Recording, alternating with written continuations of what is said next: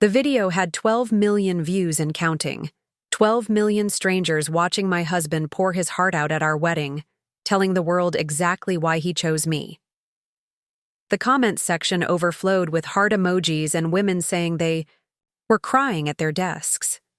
Celebrity influencers were reposting it with captions about relationship goals and what real love looks like. Before we jump back in, tell us where you're tuning in from, and if this story touches you, make sure you're subscribed, because tomorrow, I've saved something extra special for you.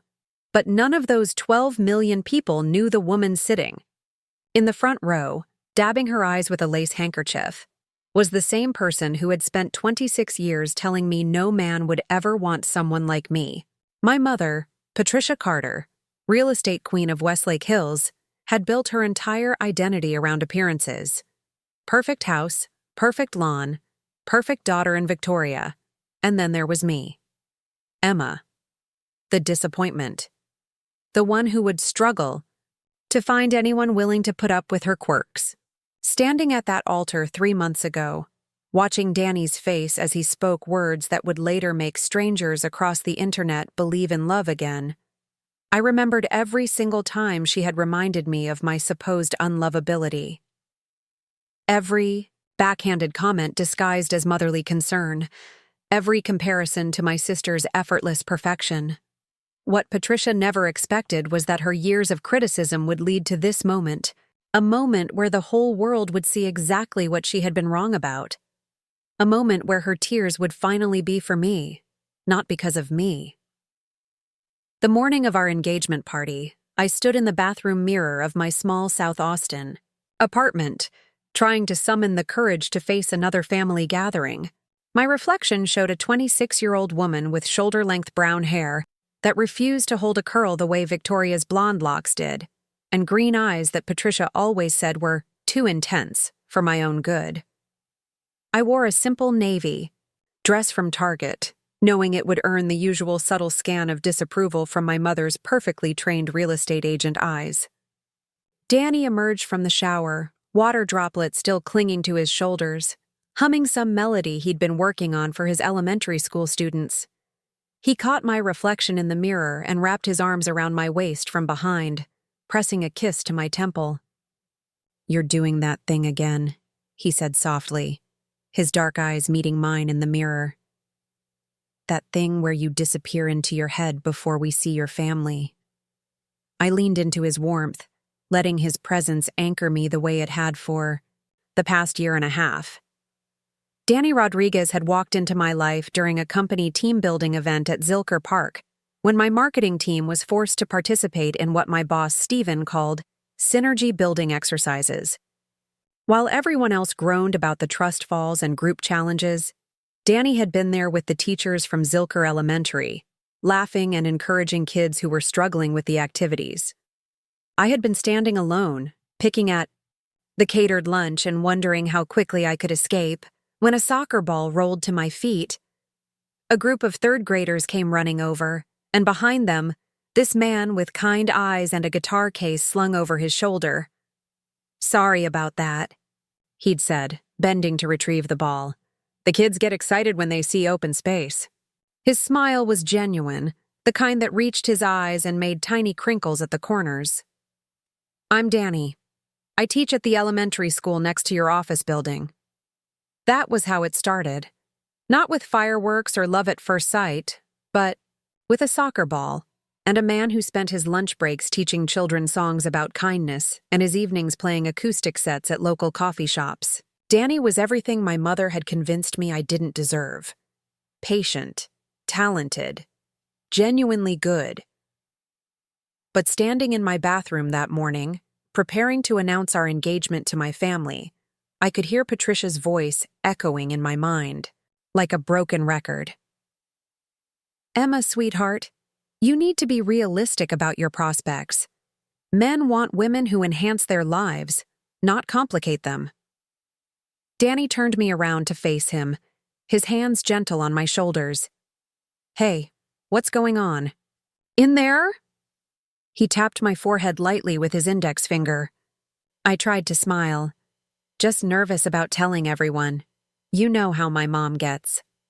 His expression darkened slightly. In the year and a half we'd been together, Danny had witnessed enough family gatherings to understand the dynamics at play. He'd seen Patricia's barely concealed disappointment when I brought home a public school teacher instead of a lawyer or doctor. He'd watched her redirect conversations away from my job at the tech startup because it wasn't prestigious enough to brag about at the country club. Most painfully, he'd been there for my 25th birthday party, when Patricia had made a toast that somehow managed to be entirely about Victoria's recent promotion to partner at her law firm. "It's so wonderful to see at least one of my daughters really thriving in life," she'd said, raising her wine glass. "Victoria has always been such an inspiration to the whole family." The room had fallen silent. Victoria had looked mortified. My father had stared into his plate, and I had excused myself to the bathroom to cry quietly while the party continued. Without me. Danny had found me there, sitting on the edge of the bathtub with mascara streaks down my cheeks. He didn't say anything at first, just sat beside me and held my hand until I was ready to talk. "She doesn't mean to be cruel," I had whispered, though even as I said it, I wasn't sure I believed it anymore. "Intent doesn't matter when the impact is pain," Danny had replied, his voice gentle but firm. "You deserve better than that, Emma. You deserve to be celebrated." Now, 3 months later, he was looking at me with that same protective concern. "We don't have to do this today. We could wait. Tell them another time." I shook my head. "No, I want to. I want to share this with them. I paused, trying to put words to the feeling. "I want my mother to see that someone actually chose me. That someone thinks I'm worth celebrating." Danny cupped my face in his hands, his thumbs brushing away tears I didn't realize had started falling. "Emma Carter, you are the most extraordinary woman I have ever met. You're kind and creative and funny in ways that make my whole day brighter. You remember the names of all my students and ask about their progress.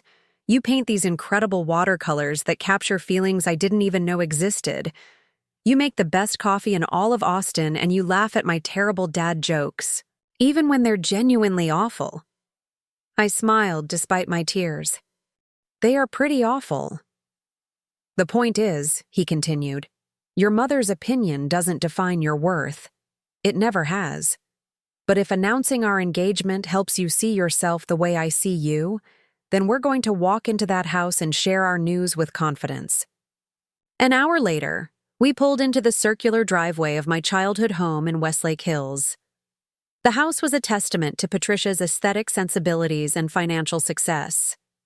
Perfectly symmetrical colonial architecture, flower beds arranged with mathematical precision, not a single leaf daring to mar the pristine walkway. Victoria's luxury SUV was already parked beside my father's practical sedan. Through the front windows, I could see movement in the living room where Patricia was undoubtedly arranging and rearranging the refreshments she'd spent all morning preparing. Danny squeezed my hand as we walked to the front door. "Remember, we're a team," he whispered. The door opened before we could knock.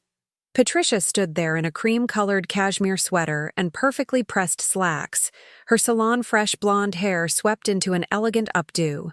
At 52, she maintained the kind of polished appearance that made other women at the country club simultaneously admiring and intimidated.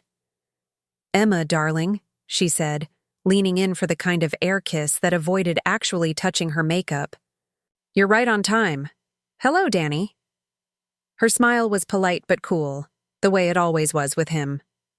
"Mrs. Carter, thank you for having us," Danny replied, his natural warmth undimmed by her reception.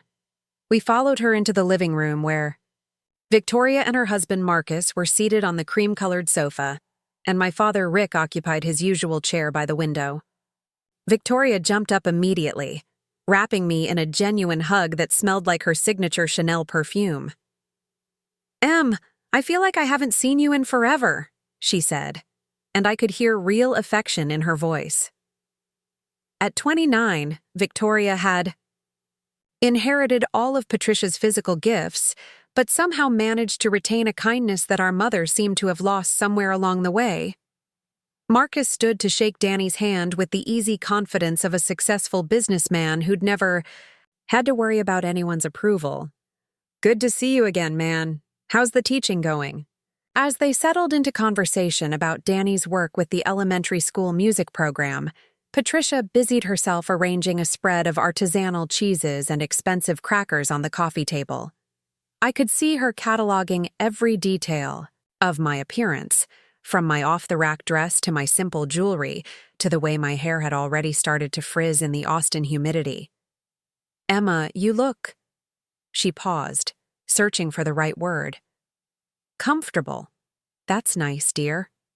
It was such a perfectly Patricia comment. Not quite an insult, but certainly not a compliment. The kind of thing that left you wondering if you'd imagine the slight while making it clear that you'd somehow fallen short of expectations. Victoria shot me a sympathetic look. She'd been on the receiving end of enough of these comments over the years to recognize them, though they were rarely directed at her. "I think Emma looks great," Danny said firmly, his hand finding mine. "She always does." Patricia's smile tightened almost imperceptibly. "Of course. Daniel, can I get you something to drink? We have sparkling water, wine, coffee. Coffee would be perfect, thank you." As Patricia retreated to the kitchen, Victoria moved closer to me on the sofa. "So, what's the occasion for Sunday brunch?" Mom was very mysterious when she called. My heart started pounding. This was it, the moment I'd been both anticipating and dreading for weeks.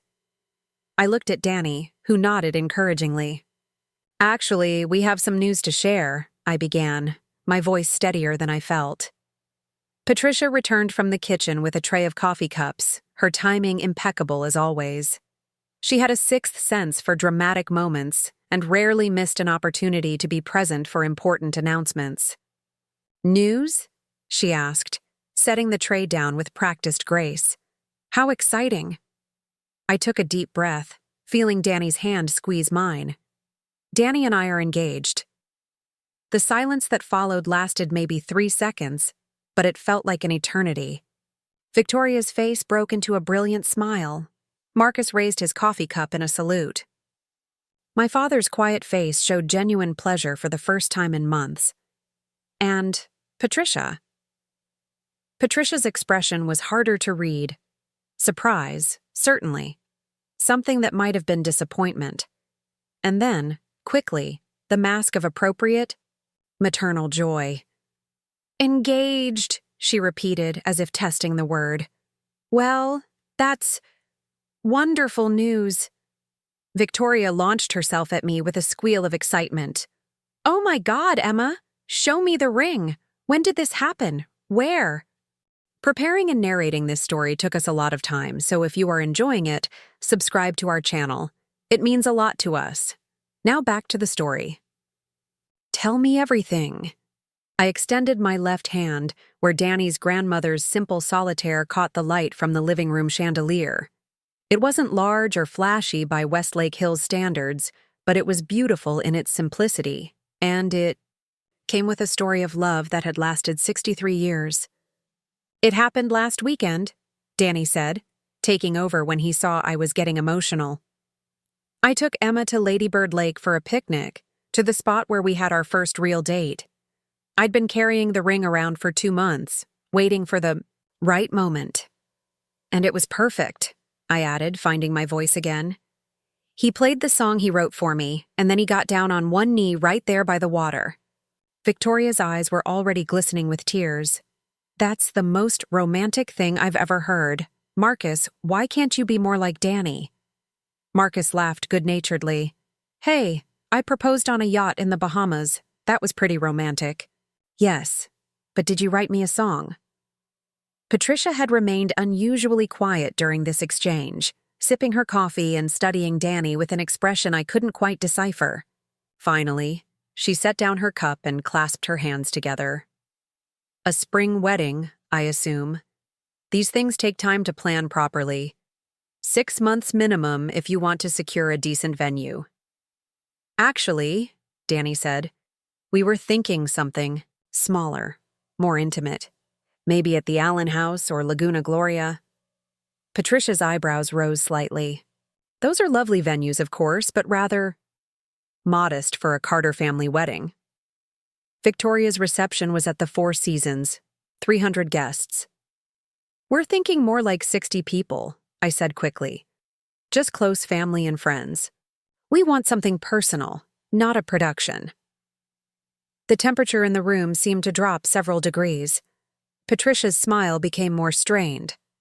Of course it's your wedding, she said, though her tone suggested she found our choices baffling. I just want to make sure you've thought this through carefully. Marriage is a big step, especially when… She paused, as if choosing her words carefully. When there are such different backgrounds involved. Victoria shifted uncomfortably. Marcus suddenly became very interested in his coffee. My father cleared his throat but said nothing. Danny's jaw tightened almost imperceptibly. But his voice remained calm.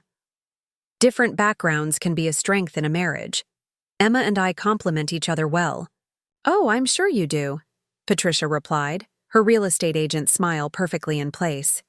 I just worry about practical things. Financial planning, career trajectories, life goals.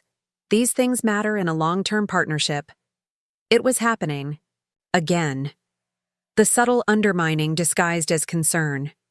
The implication that I was making a mistake, settling for less than I deserved, or perhaps more than I could realistically expect. Mom, Victoria said quietly, a warning in her voice. But Patricia was just getting started. She turned to Danny with the kind of smile that looked warm from a distance, but felt cold up close. Daniel, you're a lovely young man, truly, but Emma has always been. How should I put this? Particular. She's had so few serious relationships, and I worry that she might be rushing into something because she's afraid this opportunity won't come again. The words hit me like a physical blow. I felt my face flush with embarrassment and anger. Beside me, Danny went very still. Patricia, my father said finally, his voice quiet but firm. That's enough. But the damage was done. In one perfectly crafted sentence, my mother had managed to suggest that Danny was settling for me, that I was settling for him, and that our engagement was born out of desperation rather than love. Victoria looked mortified. Marcus was staring, at his hands. The celebration that should have been filled with joy and excitement had turned into another reminder of all the ways I supposedly fell short of expectations. Danny stood up slowly, his hand still holding mine. When he spoke, his voice was controlled, but there was steel underneath. Mrs. Carter, I need you to understand something. I didn't propose to Emma because I was her only option, or because she was mine.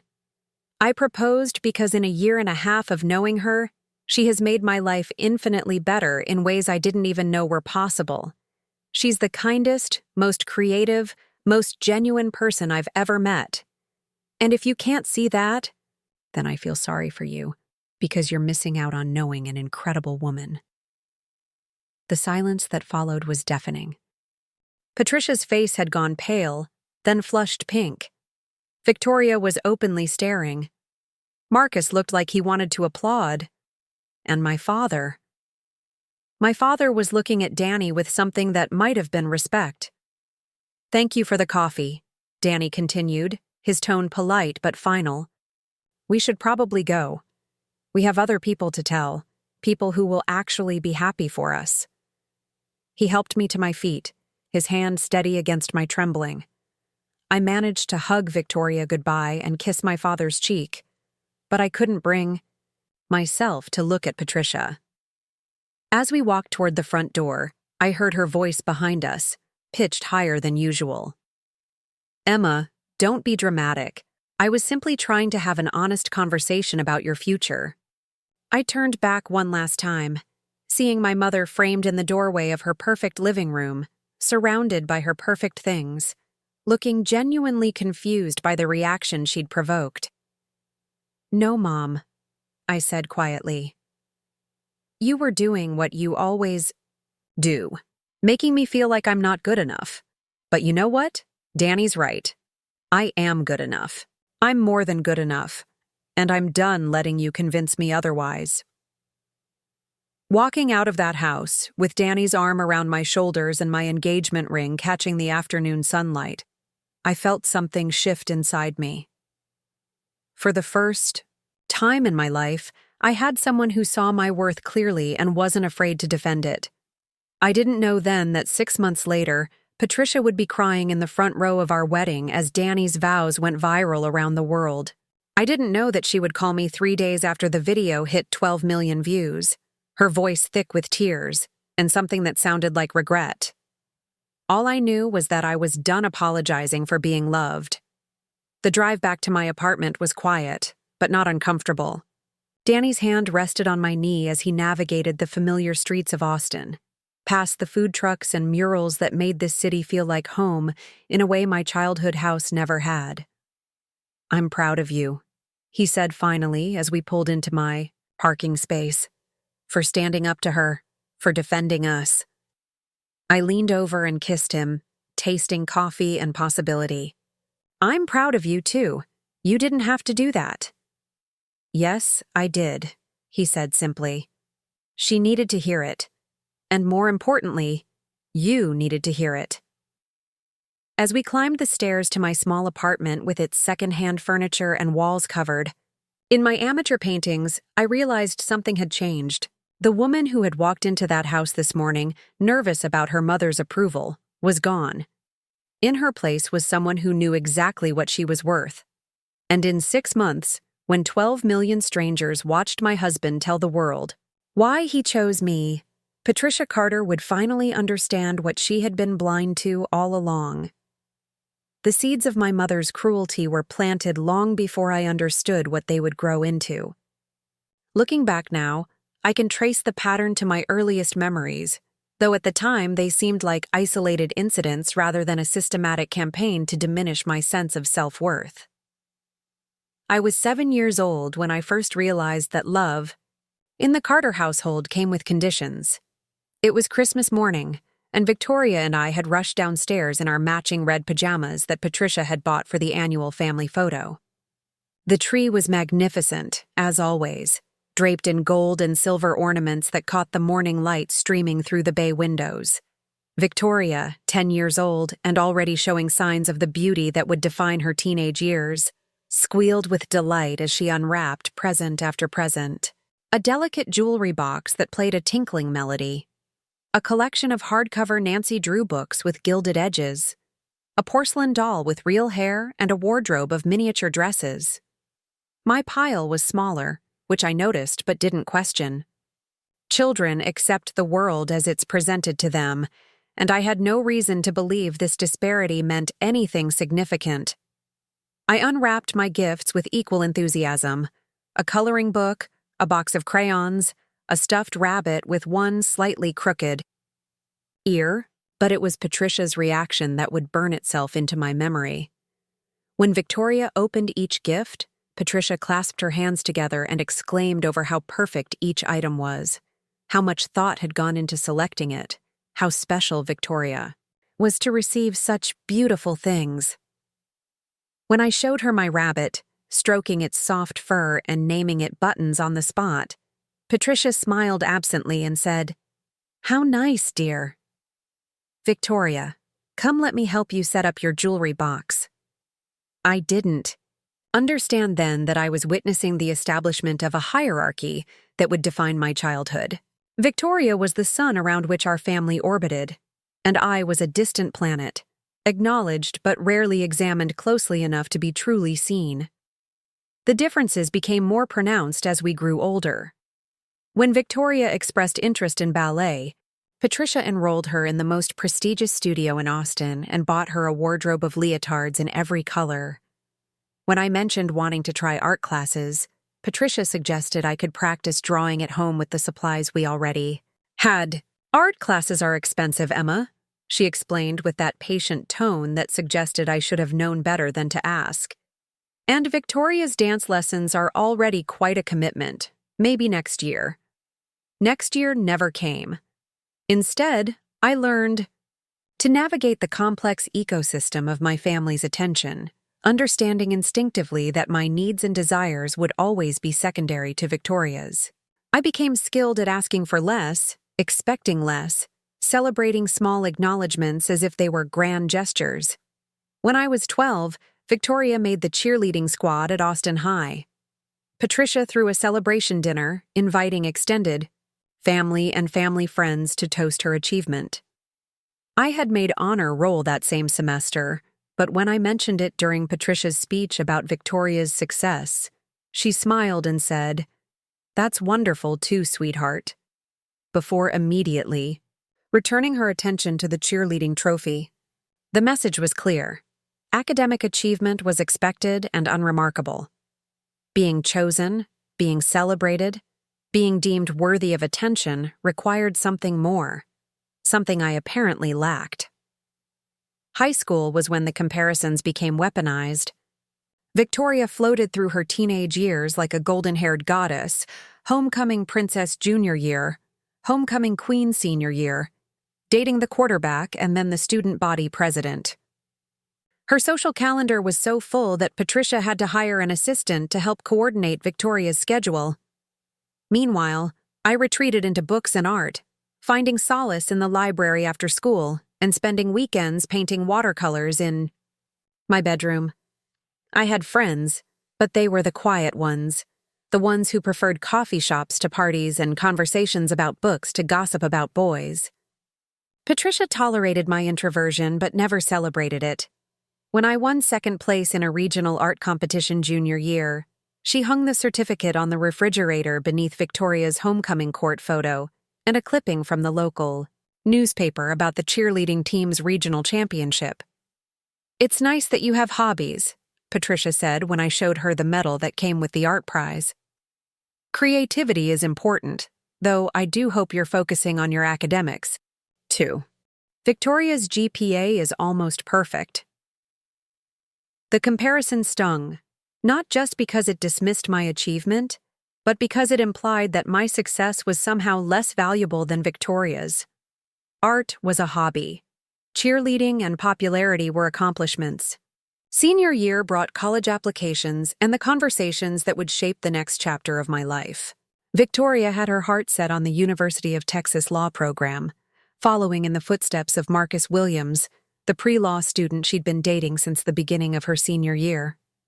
Patricia was ecstatic about both developments. "A lawyer," she told anyone who would listen. "Victoria is going to be a lawyer, and Marcus comes from such a good family. His father owns that chain of car dealerships." When it came time for my college discussions, Patricia's enthusiasm was notably subdued. I had been accepted to UT as well, but in their liberal arts program with a focus on marketing and communications. It was a practical choice that would lead to stable employment, but it lacked the prestige of law school. "Marketing," Patricia repeated when I shared my plans. "Well, that's practical. I suppose someone has to do those jobs." The subtle dismissal was becoming a familiar pattern. My achievements were acknowledged, but never celebrated. My choices were practical, but never impressive. My future was acceptable, but never exciting.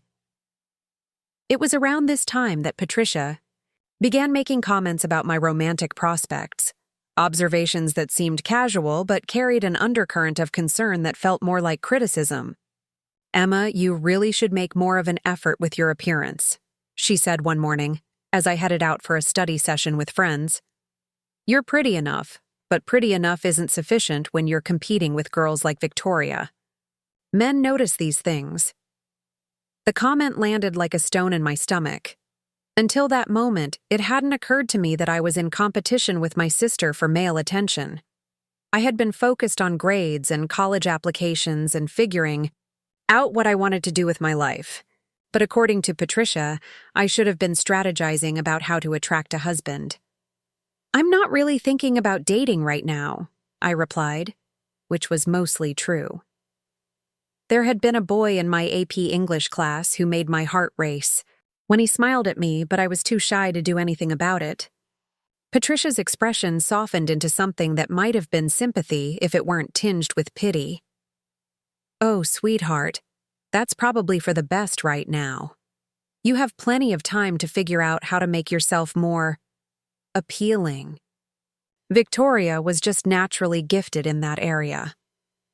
The words hung between us like a toxic cloud, naturally gifted, as if the ability to attract male attention was a talent that could be measured and compared, and I had been found lacking. College offered a temporary reprieve from the constant comparisons, though Patricia found ways to maintain them even across the distance.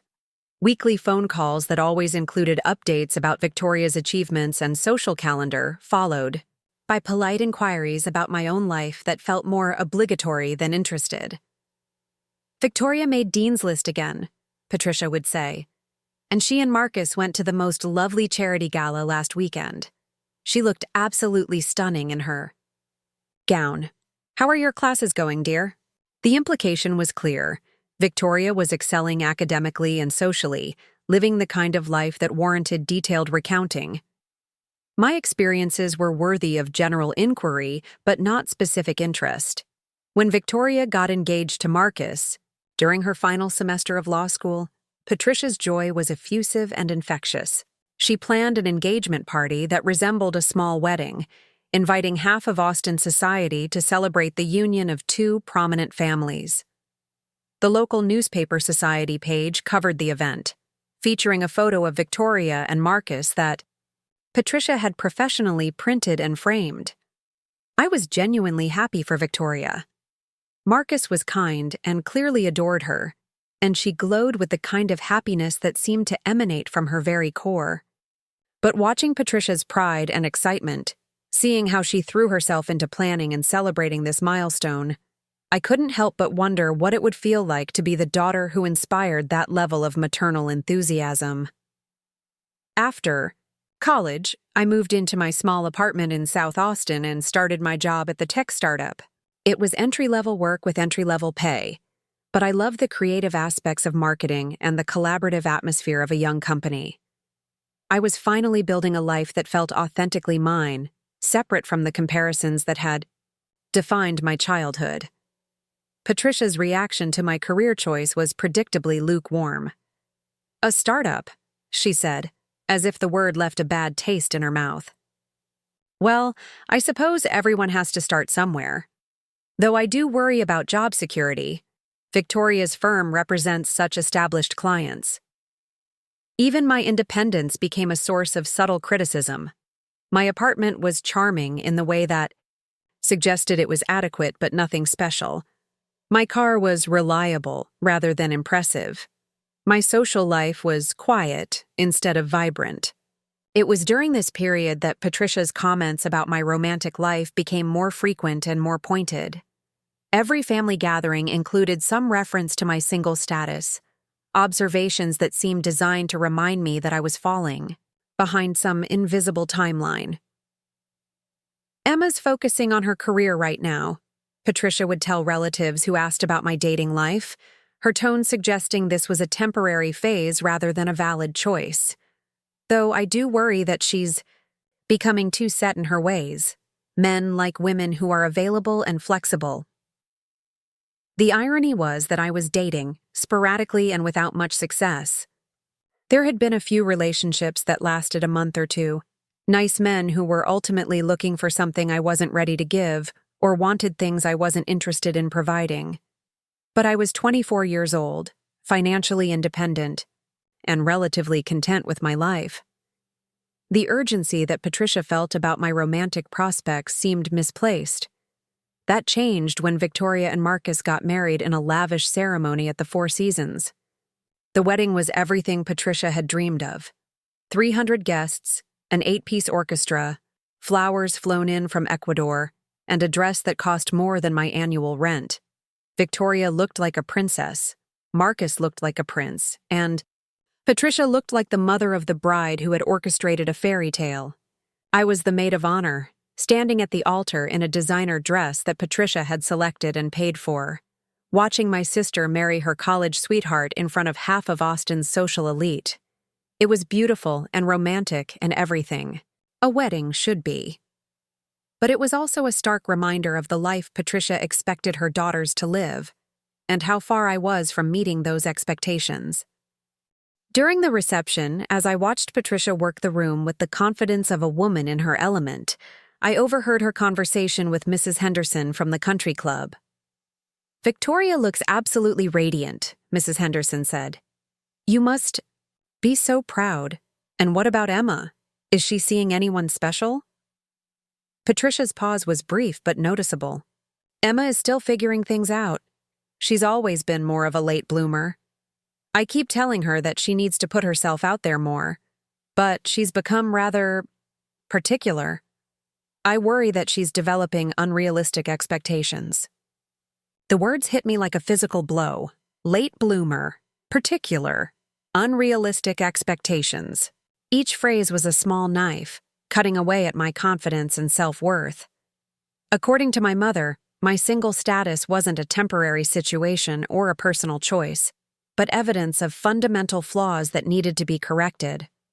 I excused myself from the reception and found refuge in the hotel bathroom, staring at my reflection in the mirror and wondering when I had internalized so many of my mother's criticisms.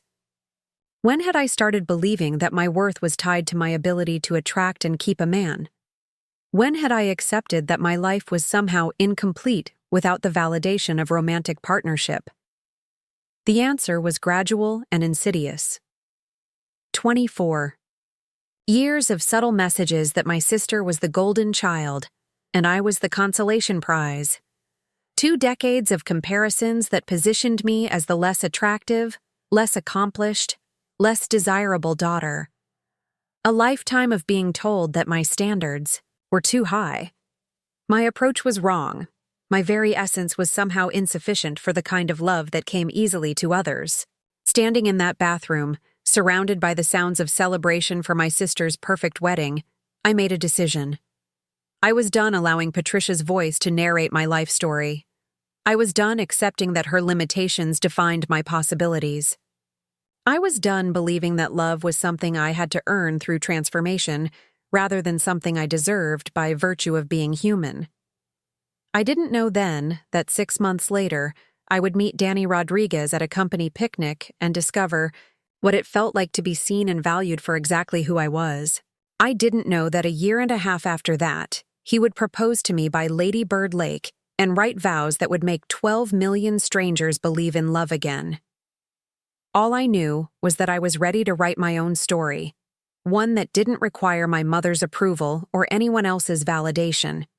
I was ready to discover what Emma Carter was capable of when she stopped apologizing for taking up space in the world. The months following Victoria's wedding were a period of quiet revolution in my life. I threw myself into my work with renewed focus, volunteering for projects that stretched my creative abilities and taking evening classes in digital design. I started painting again, not just as a private hobby, but with the intention of eventually showing my work. I joined a hiking group and discovered muscles I didn't know I had while exploring the trails around Austin. Most importantly, I started therapy with Dr. Sarah Chen, a warm and insightful woman who helped me understand the difference between my mother's voice and my own. Week after week, we unpacked the accumulated weight of a lifetime of subtle diminishment, examining how Patricia's need to elevate Victoria had required minimizing me. Emotional abuse doesn't always look like shouting and violence, Dr. Chen explained during one particularly difficult session. Sometimes it looks like a mother who consistently positions one child as the golden standard and the other as the problem to be solved.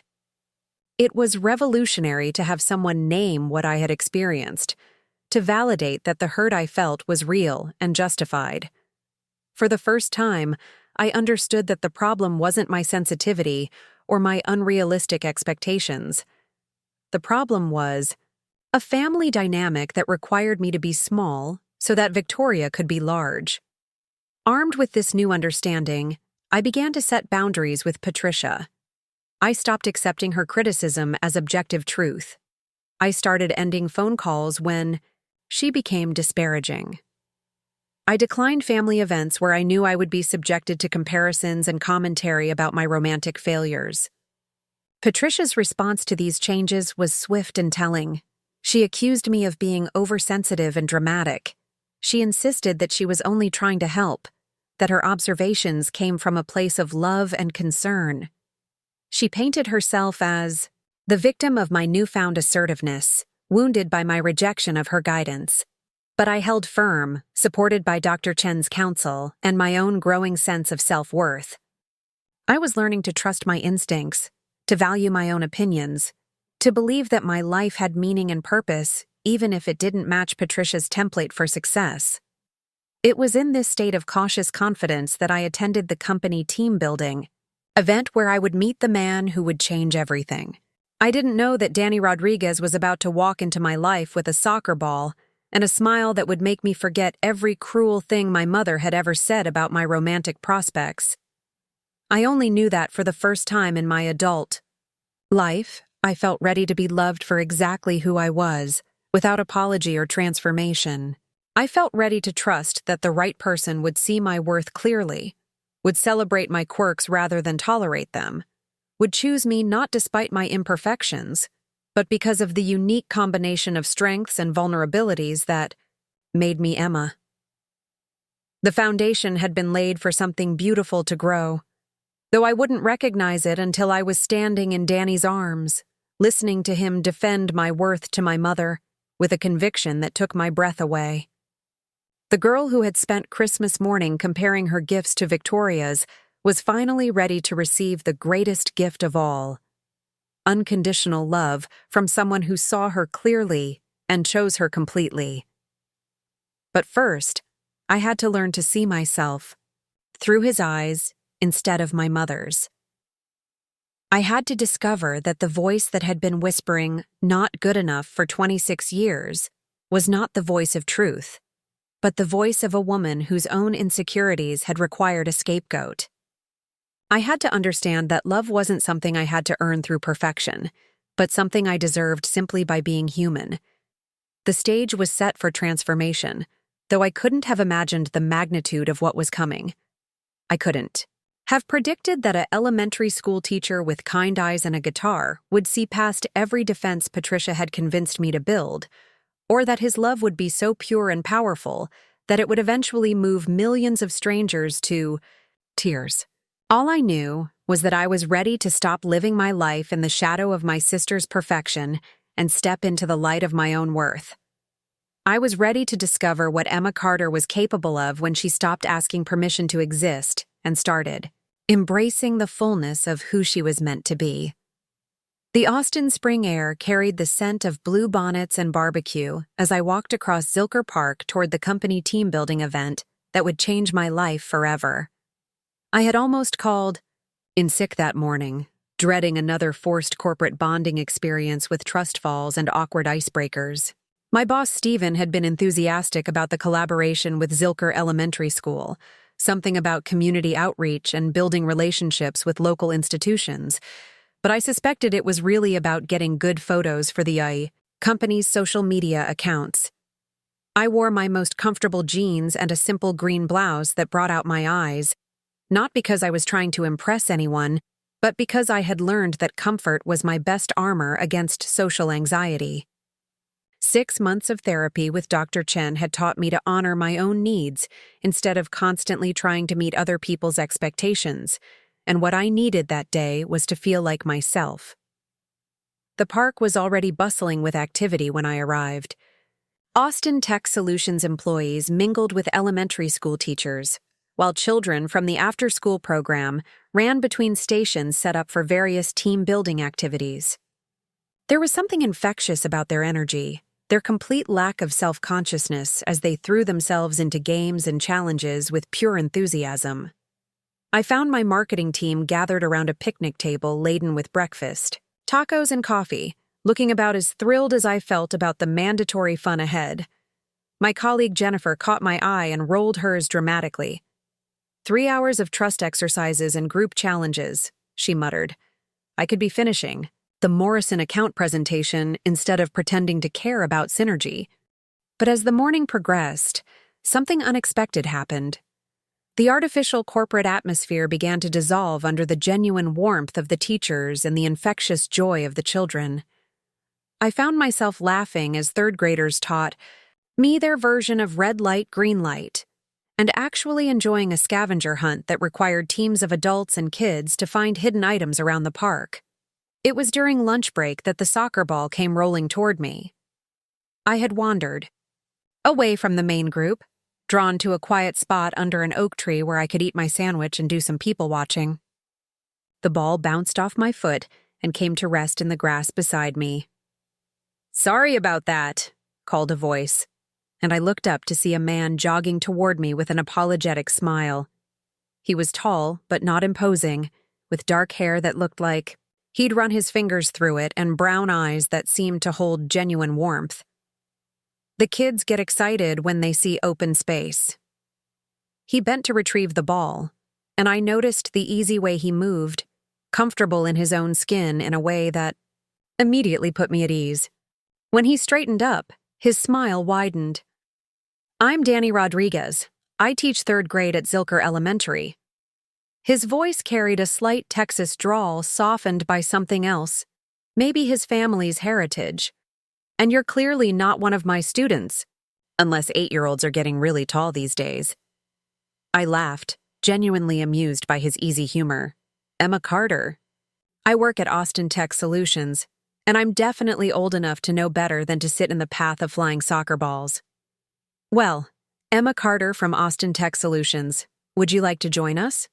We're playing the world's most chaotic game of soccer, with rules that change every 5 minutes according to whatever the kids decide is fair." He gestured toward the field where children and adults were indeed engaged in what looked like organized chaos.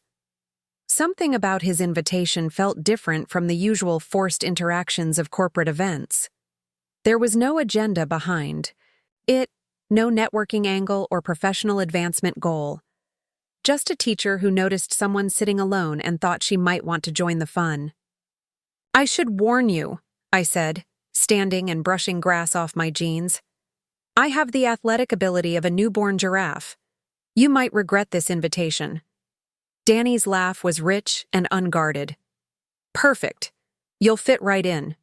Half my students think soccer involves picking up the ball and running, and Mrs. Patterson from 4th grade just scored a goal using her purse as a bat." He was right. The game was delightfully absurd, with rules that seemed to shift based on whoever was loudest at any given moment. I found myself running and laughing with abandon, my usual self-consciousness forgotten in the face of such unabashed silliness. When I accidentally kicked the ball in the wrong direction, Danny cheered as if I'd scored the winning goal. "Excellent defensive strategy," he called out. "Keep the other team guessing." After the game, as we walked back toward the lunch area, Danny asked about my work with the kind of genuine interest that felt rare in professional settings. He listened as I explained my role in marketing, nodding thoughtfully when I mentioned my love for the creative aspects of campaign development. "So you get to tell stories," he said. "That's what marketing really is, right? Finding the right story to help people connect with something." It was such a simple observation, but it reframed my work in a way that made it feel more meaningful. "I never thought of it that way, but you're right. What about you? What made you want to teach 3rd grade?" Danny's face lit up with the kind of passion that made him even more attractive. 8-year-olds are the perfect age. They're old enough to have real conversations, but young enough to still believe in magic. They ask questions that make you think differently about everything. And they're brutally honest, which keeps you humble. As he spoke about his students, sharing funny stories and touching moments, I found myself genuinely enchanted.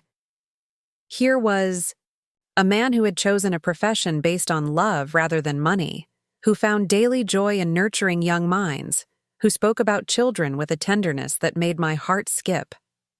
The conversation flowed easily from there. We discovered a shared love of Austin's music scene, debating the merits of various local venues and swapping stories about concerts we'd attended. Danny mentioned that he played guitar and performed occasionally at open mic nights, a revelation that added another layer to his appeal. "There's something about music that reaches people differently than words alone," he said, his hands moving expressively as he talked. "When I play for the kids at school, even the ones who struggle with traditional learning seem to absorb information better when it's set to melody." I told him about my painting, something I rarely shared with acquaintances, but Danny's enthusiasm for his own creative pursuits made it feel safe to open up about mine. His response surprised me with its thoughtfulness. "Art and teaching aren't that different," he mused. "Both require you to see the world from different perspectives, to find ways to communicate things that matter. I'd love to see your work sometime, if you'd be comfortable sharing it." The invitation was casual, but it felt significant. In my experience, people usually responded to mentions of my art with polite disinterest or patronizing encouragement. Danny's response suggested genuine curiosity about what I created and why. As the afternoon wound down and we began cleaning up the various activity stations, I realized I didn't want the conversation to end. Danny seemed to feel the same way, because as we said goodbye to the children and teachers, he turned to me with what looked like carefully gathered courage. "This might be forward, but would you be interested in continuing this conversation over coffee sometime? There's this place called Radio Coffee that makes the best cold brew in Austin, and they have live music on Thursday nights." My heart did a little flip. It had been months since anyone had asked me out, and even longer since I'd felt excited about the prospect. But something about Danny felt different, safer somehow. Maybe it was the way he'd included me in the soccer game without making me feel self-conscious about my lack of skill. Maybe it was the genuine interest he'd shown in my work and my art. Or maybe it was simply the way he looked at me, as if he saw something worth his attention. "I'd like that," I said, surprised by how much I meant it. "Thursday sounds perfect." We exchanged numbers, and as I walked back to my car, I caught myself smiling for no reason other than the anticipation of seeing him again. It had been so long since I'd felt this kind of butterflies and stomach excitement about a man that I'd almost forgotten what it felt like. Thursday couldn't come fast enough. I changed clothes 3 times before settling on a sundress that struck the right balance between casual and flattering, paired with a denim jacket for the evening air. Radio Coffee was exactly the kind of place I would have chosen myself, unpretentious and locally owned, with mismatched furniture and local art covering the walls. Danny was already there when I arrived, sitting at a small table near the stage, where a guitarist was setting up for the evening's performance. He stood when he saw me, his face breaking into that warm smile that was becoming familiar. "You found it," he said, pulling out my chair with old-fashioned courtesy that felt natural rather than performative. "I ordered you a cold brew, but I can get you something else if you prefer." The thoughtfulness of the gesture touched me. He had remembered my coffee preference from our brief conversation at the park and taken the initiative to order for me. It was a small thing, but it suggested attention and consideration that felt precious after years of being overlooked. Our conversation picked up where it had left off at the park, flowing easily from topic to topic. Danny told me about growing up in East Austin, the son of a nurse and a mechanic who had instilled in him the value of hard work and service to others. His childhood sounded warm and chaotic, filled with extended family gatherings and neighbors who looked out for each other's children. "My abuela always said that wealth isn't about how much money you have, but how many people you can count on when times get tough," he shared, stirring sugar into his coffee. "She and my grandfather raised 6 kids on a mechanic's salary and somehow always had room at the table for whoever needed a meal." The contrast with my own upbringing was stark. Where Patricia had focused on appearances and social climbing, Danny's family had prioritized connection and community service. Where I had learned to compete for attention and approval, he had grown up assuming that love was abundant and unconditional. I found myself sharing more about my own family than I typically did on first dates, drawn out by Danny's easy acceptance and lack of judgment. When I mentioned the complicated dynamics between my mother and sister, He listened without trying to fix anything or offer unsolicited advice. "Family relationships can be really complex," he said simply. "It sounds like you've worked hard to figure out who you are, separate from what other people expect you to be." It was exactly the right thing to say, acknowledging the difficulty, without dismissing it or trying to solve it. I felt seen in a way that was becoming addictive. The live music started around 8, a local singer-songwriter with a voice that filled the intimate space. Danny and I fell into comfortable silence, listening to songs about love and loss and the particular brand of hope that seemed endemic to Austin's music scene. During a particularly beautiful ballad, I felt Danny's hand brush against mine on the table, a tentative touch that sent electricity up my arm. I turned my hand palm up, inviting the contact, and felt his fingers intertwine with mine. It was such a simple gesture, but it felt momentous. His hand was warm and calloused from guitar playing, and the way he held mine suggested both tenderness and strength. After the music ended, we walked slowly toward the parking area, neither of us eager to end the evening.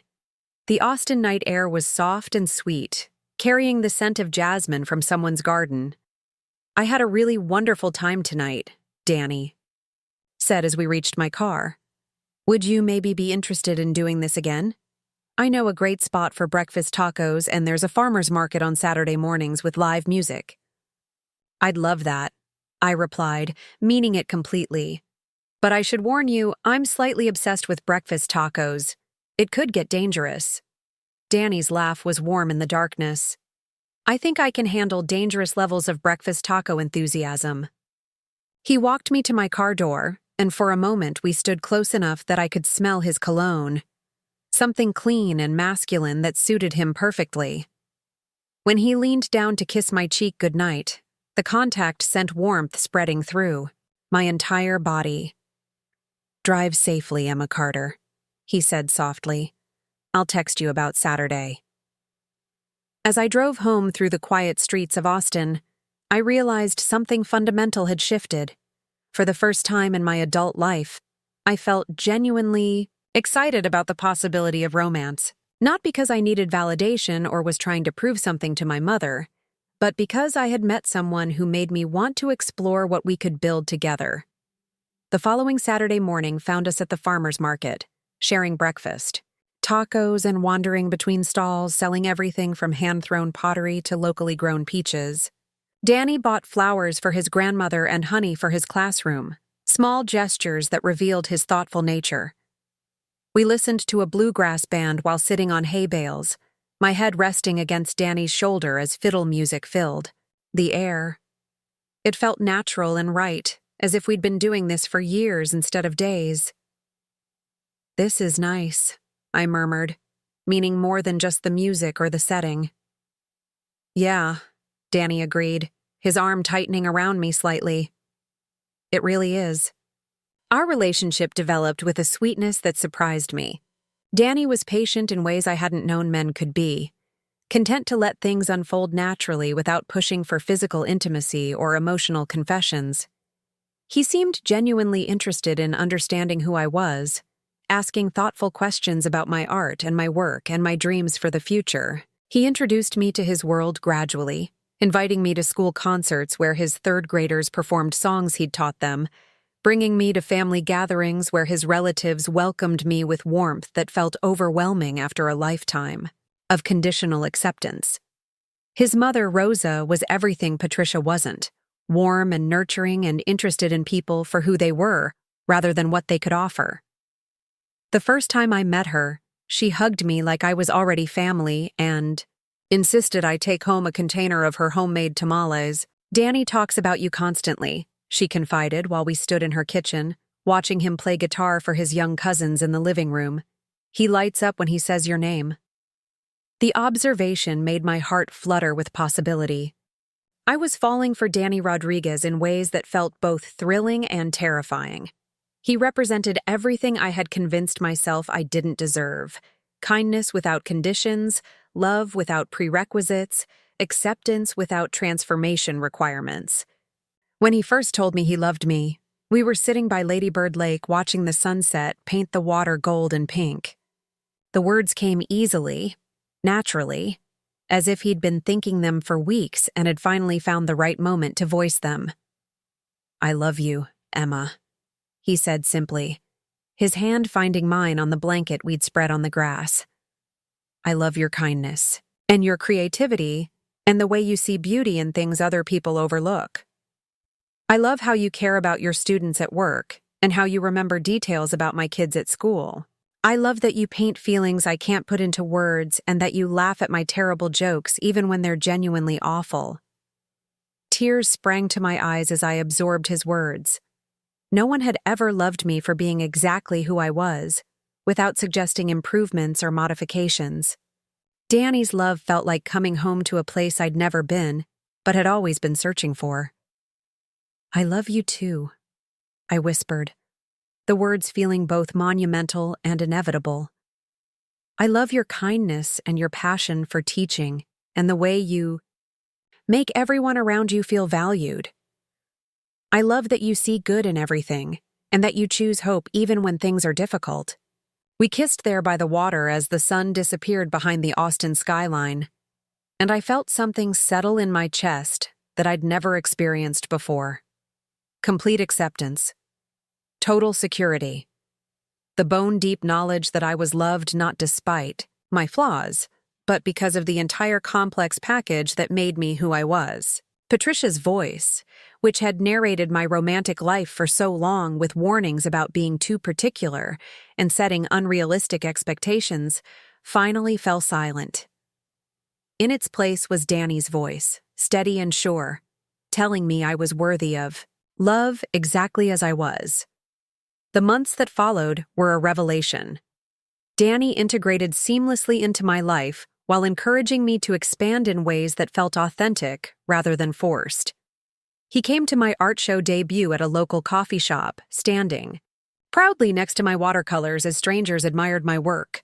He celebrated my promotion at Austin Tech Solutions with genuine enthusiasm, taking me to dinner at my favorite restaurant and toasting my achievement as if it were his own. Most importantly, he began to change how I saw myself. Through his eyes, I was creative rather than impractical, thoughtful rather than quiet, unique rather than difficult.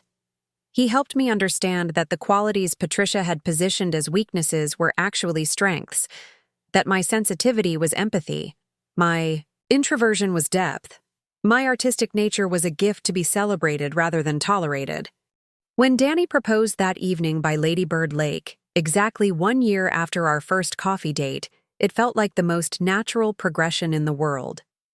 The ring was his grandmother's, a simple solitaire that had witnessed 63 years of marriage built on love and mutual respect.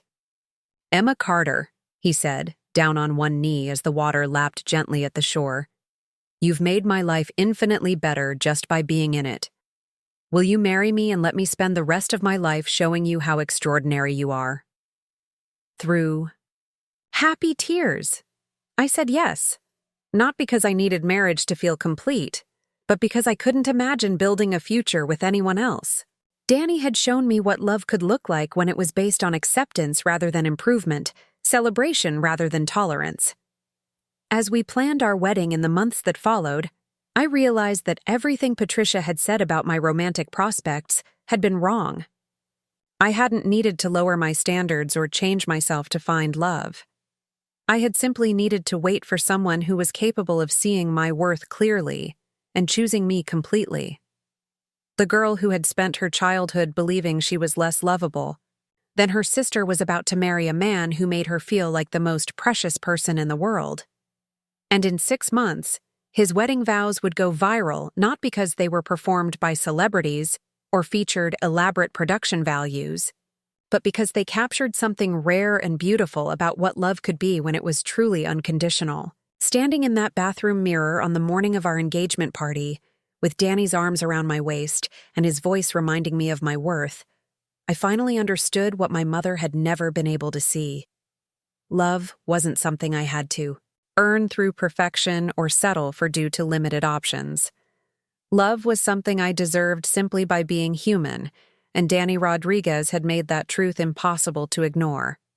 The 6 months between our engagement and wedding passed in a whirlwind of planning that revealed more about my family dynamics than I had anticipated.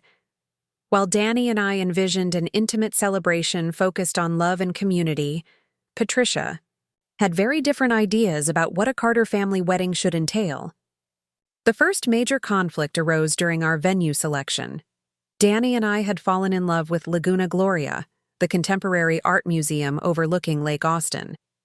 The space felt perfect for us, artistic and romantic without being pretentious, with gardens that would photograph beautifully and indoor galleries that could accommodate our modest guest list of 60 people. Patricia's reaction to our choice was swift and pointed. She arrived at our apartment on a Tuesday evening, armed with brochures from Austin's most exclusive venues and a barely concealed expression of disappointment. "Laguna Gloria is charming."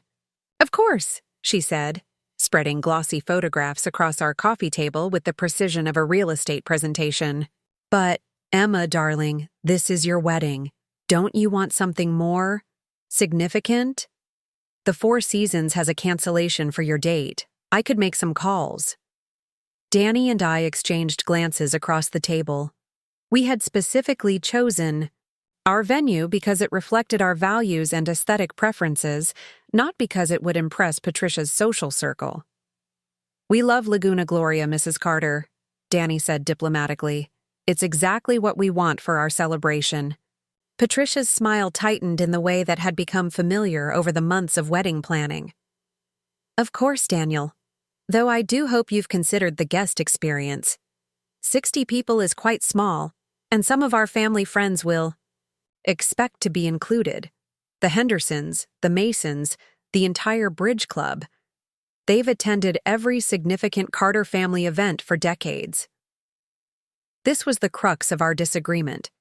Patricia viewed our wedding as a social obligation, an opportunity to reinforce family status and reciprocate years of invitations. Danny and I saw it as a deeply personal celebration of our commitment, something to be shared with the people who had actively supported our relationship. "Mom, we want a wedding where we actually know everyone in attendance," I said gently. "We want to be able to have real conversations with our guests, not work a receiving line of acquaintances." Patricia's expression suggested I had proposed something scandalous. "Emma, weddings aren't just about the couple, they're about family. Heritage, social connections, community standing." Victoria's wedding was a beautiful reflection of our family's place in Austin society. The comparison to Victoria's wedding had become a recurring theme in our planning discussions. Patricia seemed unable to understand why we wouldn't want to replicate the elaborate celebration that had launched my sister into Austin's social stratosphere, complete with designer gown, 8-course dinner, and guest list that read like the city's social register. Danny reached for my hand under the table, a gesture that grounded me in our shared vision. "We appreciate your input, Mrs. Carter, but Emma and I are confident in our choices. We want our wedding to reflect who we are as a couple." The conversation continued for another hour, with Patricia alternating between subtle criticism of our decisions and transparent attempts to convince us to upgrade everything from our floral arrangements to our dinner menu. By the time she left, I felt emotionally drained and questioning choices that had felt perfect just hours earlier. "She makes me doubt myself," I confided to Danny as we cleaned up the brochures she'd left behind. "Even when I know what we want is right for us, her disappointment makes me feel like we're making mistakes." Danny pulled me into his arms, his presence immediately calming. "Your mother's expectations don't define the success of our wedding, Emma. The only opinions that matter are ours. We're not getting married to impress anyone or meet anyone else's standards. We're getting married because we love each other and want to build a life together." His words helped, but Patricia's influence proved persistent. Over the following weeks, she continued to offer unsolicited advice about everything from my dress selection to our honeymoon plans, each suggestion wrapped in concern but carrying an undertone of criticism. When I found my wedding dress at Boutique in South Austin, a simple but elegant design that made me feel beautiful and authentic. Patricia's reaction was predictably lukewarm. "It's lovely, dear," she said, circling me as I stood on the fitting room platform. "Very understated. Though I do wonder if something with more presence might photograph better." Victoria's dress was featured in Austin Monthly's wedding issue. I caught my reflection in the three-way mirror and saw exactly what I wanted to see. A bride who looked like herself, not a costume version of someone else's idea of bridal perfection. The dress was ivory silk with delicate lace details, flattering, without being flashy, elegant without being ostentatious. "I love it," I said firmly, meeting Patricia's eyes in the mirror. "This is the dress." The final weeks before the wedding brought a new level of stress as Patricia ramped up her campaign to transform our intimate celebration into something more befitting her social aspirations. She offered to pay for upgrades we hadn't requested, suggested additional vendors we didn't need, and continued to express concern about guest list limitations that would exclude important community figures. Danny remained patient throughout these conflicts, supporting my decisions while trying to maintain peace with my family. His own parents, Rosa and Miguel, offered a stark contrast in their approach to wedding planning, focusing entirely on what would make us happy rather than what would impress others. "Mija," Rosa said during one of our planning sessions at her kitchen table, "the most beautiful weddings are the ones where you can feel the love in the room. Everything else is just decoration." Her perspective was exactly what I needed to hear. While Patricia fixated on appearances and social obligations, Rosa understood that the heart of a wedding celebration was the joy shared between people who genuinely cared about the couple's happiness. When Danny proposed that evening by Lady Bird Lake, exactly 1 year after our first coffee date, it felt like the most natural progression in the world. The ring was his grandmother's, a simple solitaire that had witnessed 63 years of marriage built on love and mutual respect. "Emma Carter," he said, down on one knee as the water lapped gently at the shore, "you've made my life infinitely better just by being in it. Will you marry me and let me spend the rest of my life showing you how extraordinary you are?" Through happy tears, I said yes, not because I needed marriage to feel complete, but because I couldn't imagine building a future with anyone else. Danny had shown me what love could look like when it was based on acceptance rather than improvement, celebration rather than tolerance. As we planned our wedding in the months that followed, I realized that everything Patricia had said about my romantic prospects had been wrong. I hadn't needed to lower my standards or change myself to find love. I had simply needed to wait for someone who was capable of seeing my worth clearly and choosing me completely. The girl who had spent her childhood believing she was less lovable, then her sister was about to marry a man who made her feel like the most precious person in the world.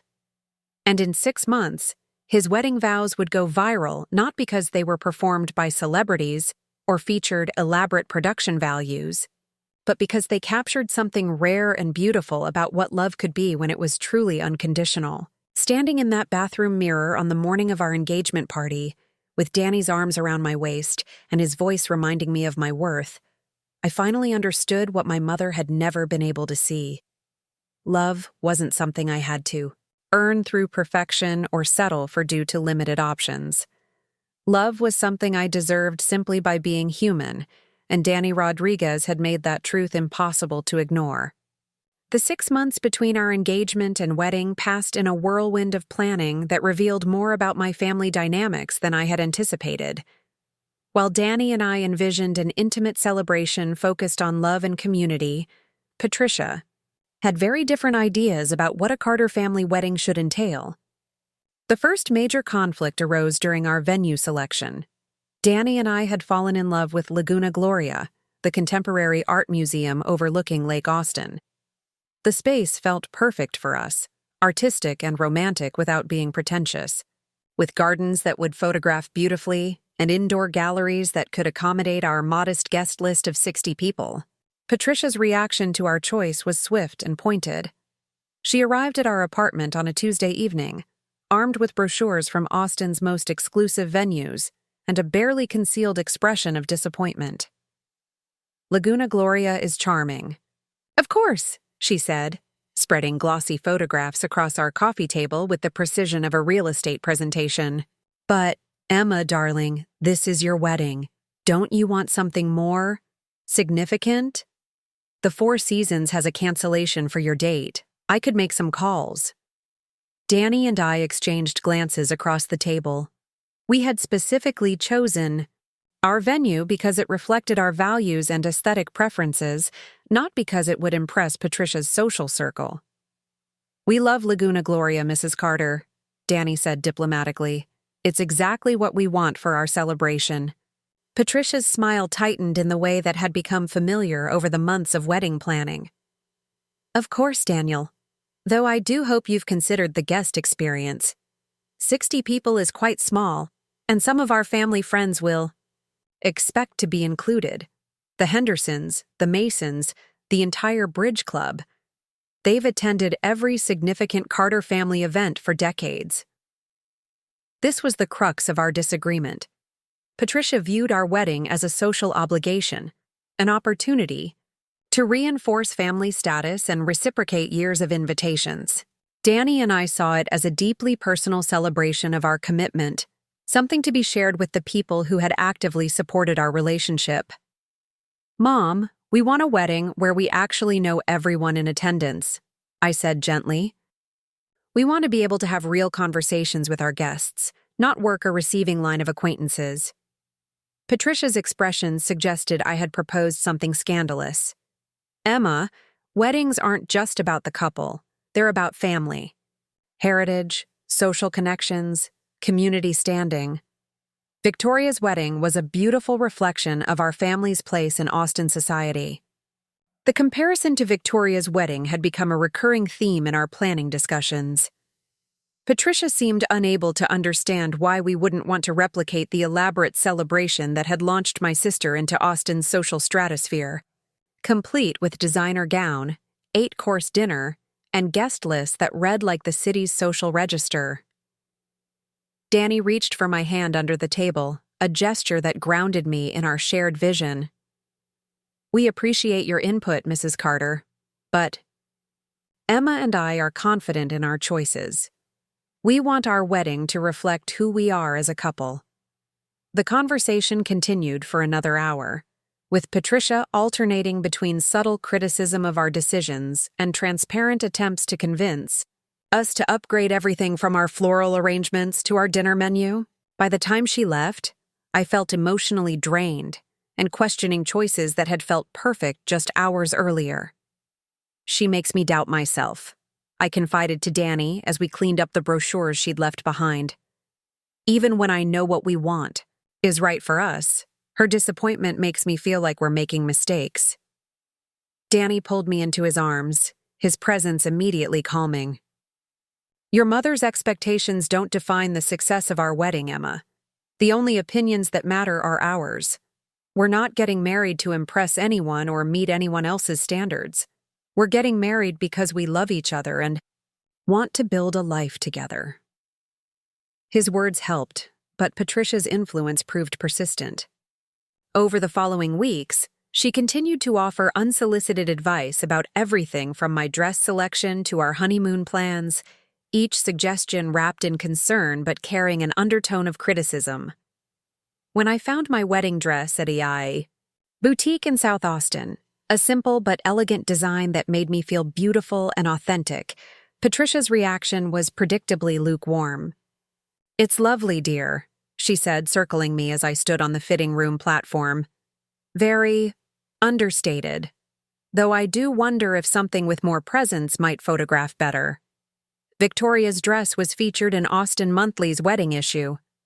I caught my reflection in the three-way mirror and saw exactly what I wanted to see.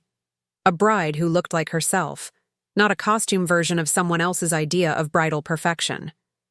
The dress was ivory silk with delicate lace details, flattering, without being flashy, elegant without being ostentatious.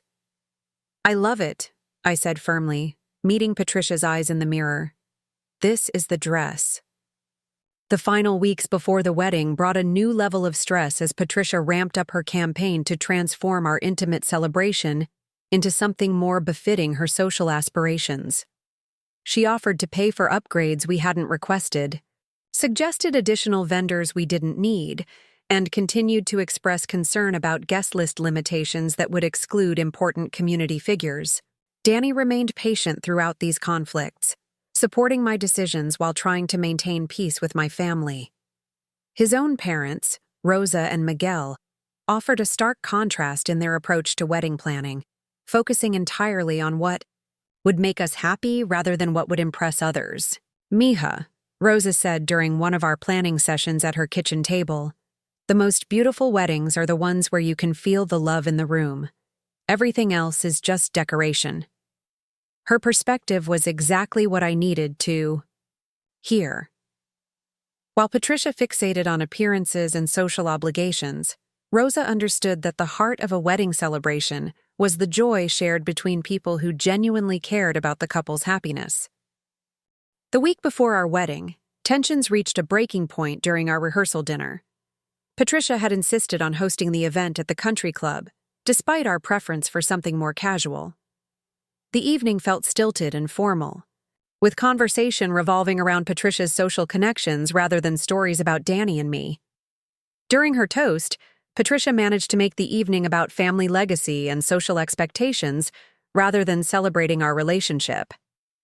She spoke at length about Carter family traditions and the importance of maintaining community standards, barely mentioning Danny, except to acknowledge his presence as my chosen partner.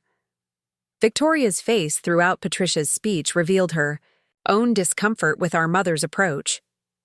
After the toast, she pulled me aside in the ladies' room. "I'm sorry about Mom," she said, her voice filled with genuine regret. "She's been like this since Marcus and I got engaged too. But I didn't realize how exhausting it must be when you want something completely different."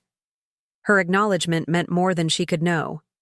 For years, I had wondered if I was being oversensitive about Patricia's behavior, but Victoria's validation confirmed that the pressure I felt was real and unreasonable. "I just want tomorrow to be about Danny and me," I said, touching up my lipstick with shaking hands. "I want it to be joyful and authentic, not a performance for people who don't really know us." Victoria hugged me tightly, her designer perfume familiar and comforting. "It will be beautiful, Emma.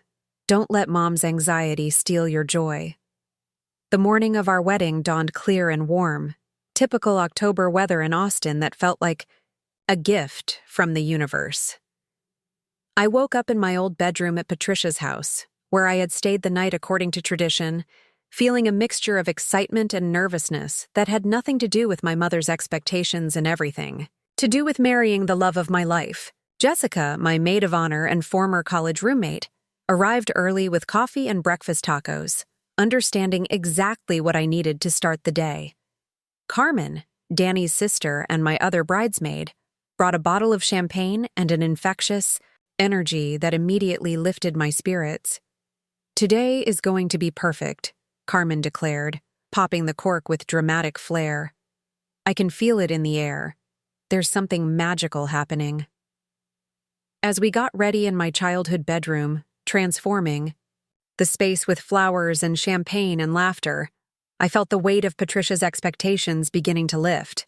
Surrounded by women who loved me unconditionally, wearing a dress that made me feel beautiful, preparing to marry a man who saw my worth clearly, I began to remember what this day was really about.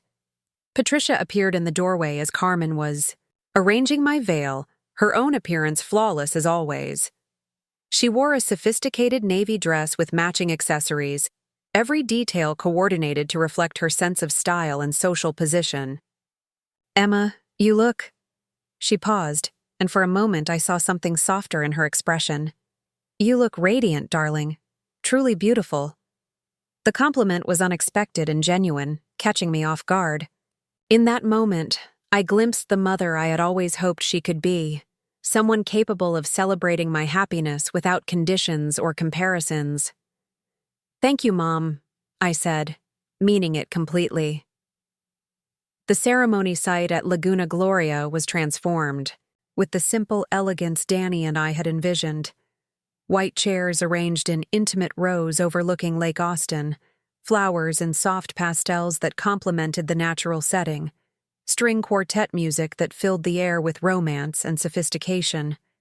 As I waited in the bridal suite, stealing glances at the gathering guests through the window, I felt a profound sense of rightness about our choices. The 60 people in attendance were exactly the ones who belonged there, friends and family, who had supported our relationship and wanted to witness our commitment. Danny's groomsmen, his brother-in-law, and 2 longtime friends from college were gathered near the altar with expressions of joy and anticipation. I could see Danny himself in profile, handsome in his navy suit, hands clasped behind his back, as he watched guests take their seats.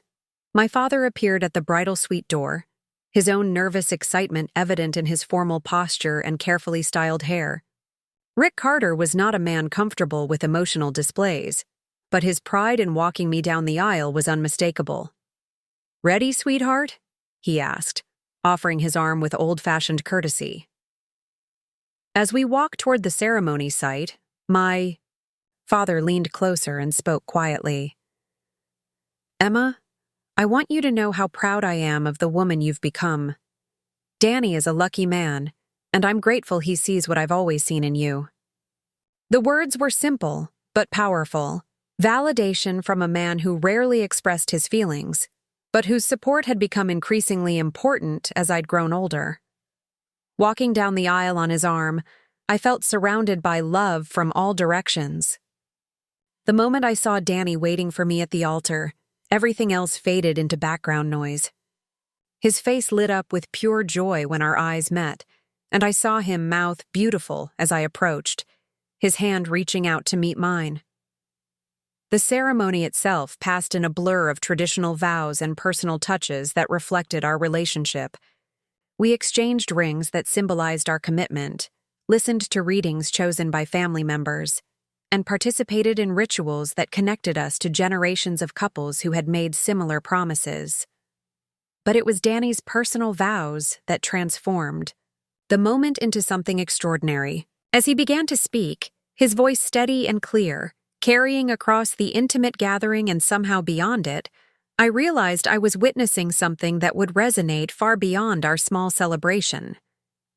"Emma," he began, his eyes locked on mine, with an intensity that made the rest of the world disappear. "When I met you that day in Zilker Park, I thought I was just chasing down a runaway soccer ball. I had no idea I was about to meet the person who would change everything I thought I knew about love and partnership, and what it means to truly see another human being." He paused, reaching into his jacket pocket to pull out a folded piece of paper, his hand steady despite the emotion in his voice. "I wrote these words down because I wanted to make sure I said everything exactly right, because you deserve to hear exactly how I feel about you and exactly why I'm the luckiest man alive to be standing here today." The gathering had fallen. Completely silent, guests leaning forward slightly as if drawn by the sincerity in his voice. I could see our videographer, Alex Chen, adjusting his position to capture every word, every expression, though I was barely aware of the camera's presence. "Emma, you are not just the woman I love. You are the woman who taught me what love actually means.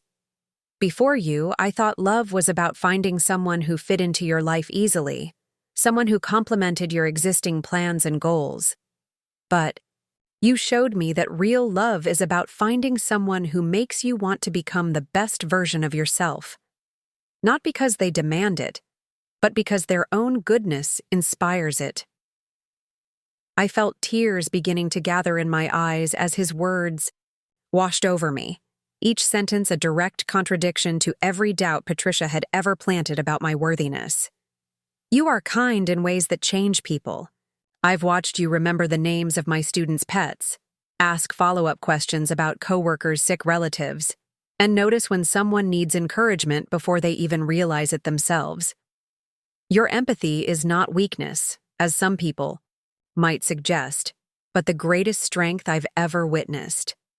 I could see Patricia in my peripheral vision, sitting in the front row with an expression I couldn't quite read. But Danny's voice commanded all my attention. You are creative in ways that make the world more beautiful. Your paintings capture emotions I didn't have words for until I saw them reflected in watercolor and light. Your ideas at work solve problems other people don't even notice. Your way of seeing beauty in small moments has taught me to appreciate gifts I was walking past every single day. His voice grew stronger, more passionate, as if he was speaking not just to me, but to anyone who had ever questioned my value. You are intelligent in ways that humble me. Not because you try to prove anything to anyone, but because you approach everything with curiosity and thoughtfulness. You ask questions that make conversations deeper. You remember details that make people feel heard, and you solve problems with creativity that amazes everyone around you. I was crying openly now, overwhelmed by hearing myself described with such loving accuracy, such complete acceptance of who I was rather than who I might become. Emma, I need you to know that loving you is not a compromise or a settlement or a lucky break for either of us. Loving you is the greatest privilege of my life. You are not too much or too little or too anything. You are exactly enough, exactly right, exactly the person I want to build a life with. The words hit me like physical force, years of self-doubt, crumbling under the weight of his absolute certainty. This was love without conditions, acceptance without prerequisites, celebration of my authentic self rather than tolerance of my supposed flaws. To anyone who has ever made you feel like you needed to be different to be lovable, I want them to see this moment and understand how wrong they have been. You are worthy of love exactly as you are. You deserve to be cherished, celebrated, and chosen every single day. And that's exactly what I promise to do for the rest of our lives. Danny's voice cracked slightly on the final words, emotion overcoming his composure as he finished his vows. I promise to love you on your difficult days and your joyful days with equal devotion. I promise to support your dreams even when they scare me, to encourage your growth even when it means change, and to remind you of your worth whenever you forget it. I promise to be your partner, your protector, your biggest fan, and your safest place to land. I choose you, Emma Carter, not because you're perfect, but because you're perfect for me. The silence that followed was profound, broken only by the sound of crying from various guests who had been moved by the raw honesty of his words. I could see Victoria dabbing her eyes with tissues, Rosa Rodriguez beaming with pride at her son, and even some of Danny's fellow teachers wiping away tears. But it was Patricia's reaction that surprised me most. When I finally looked at her through my own tears, I saw something I had never seen before. My mother crying not from disappointment or frustration, but from what looked like genuine emotion, genuine recognition of the love she was witnessing. The rest of the ceremony passed in a haze of joy and celebration.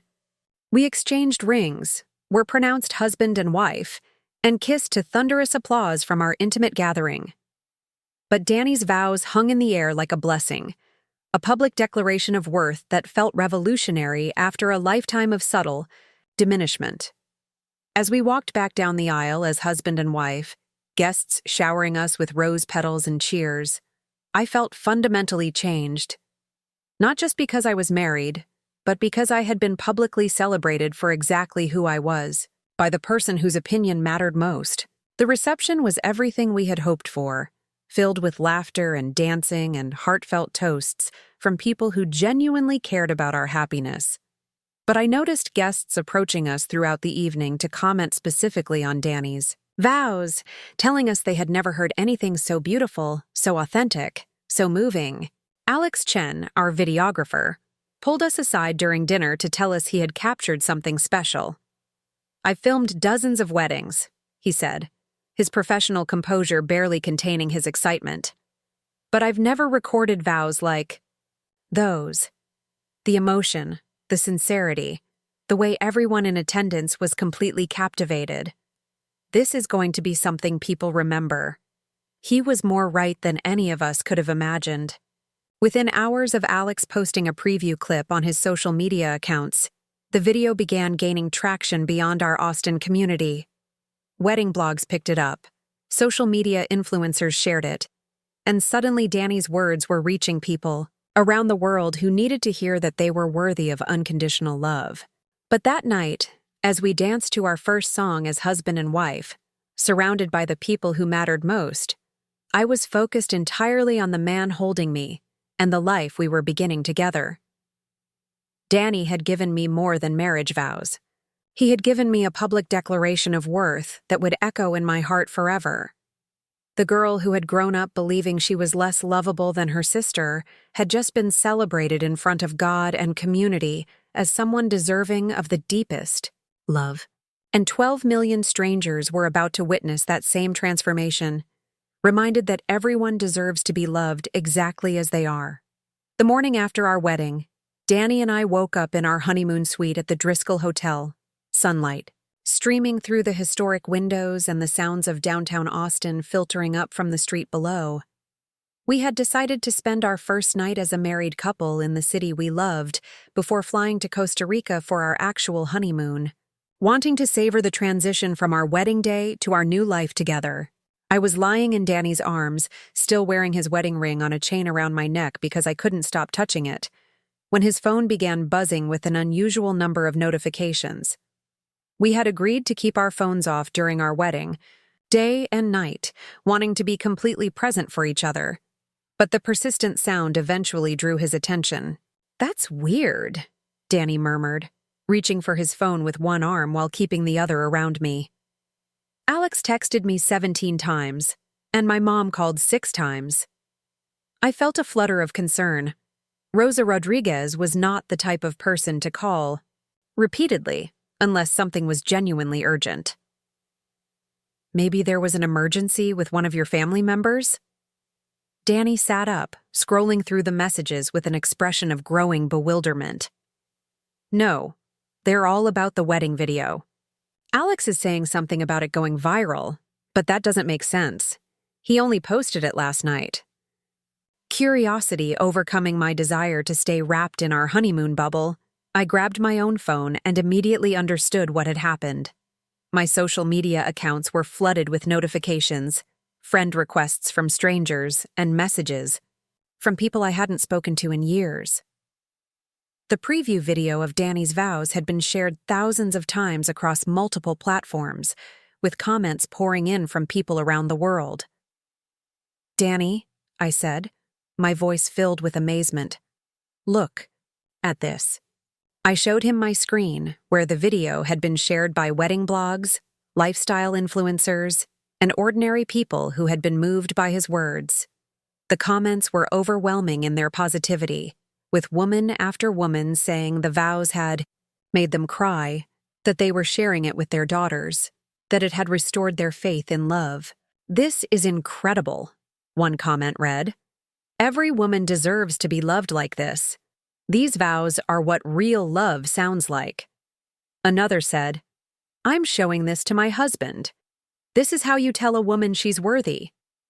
Danny stared at the screen with an expression of complete shock. "I was just telling you how I feel about you. I had no idea anyone else would even notice."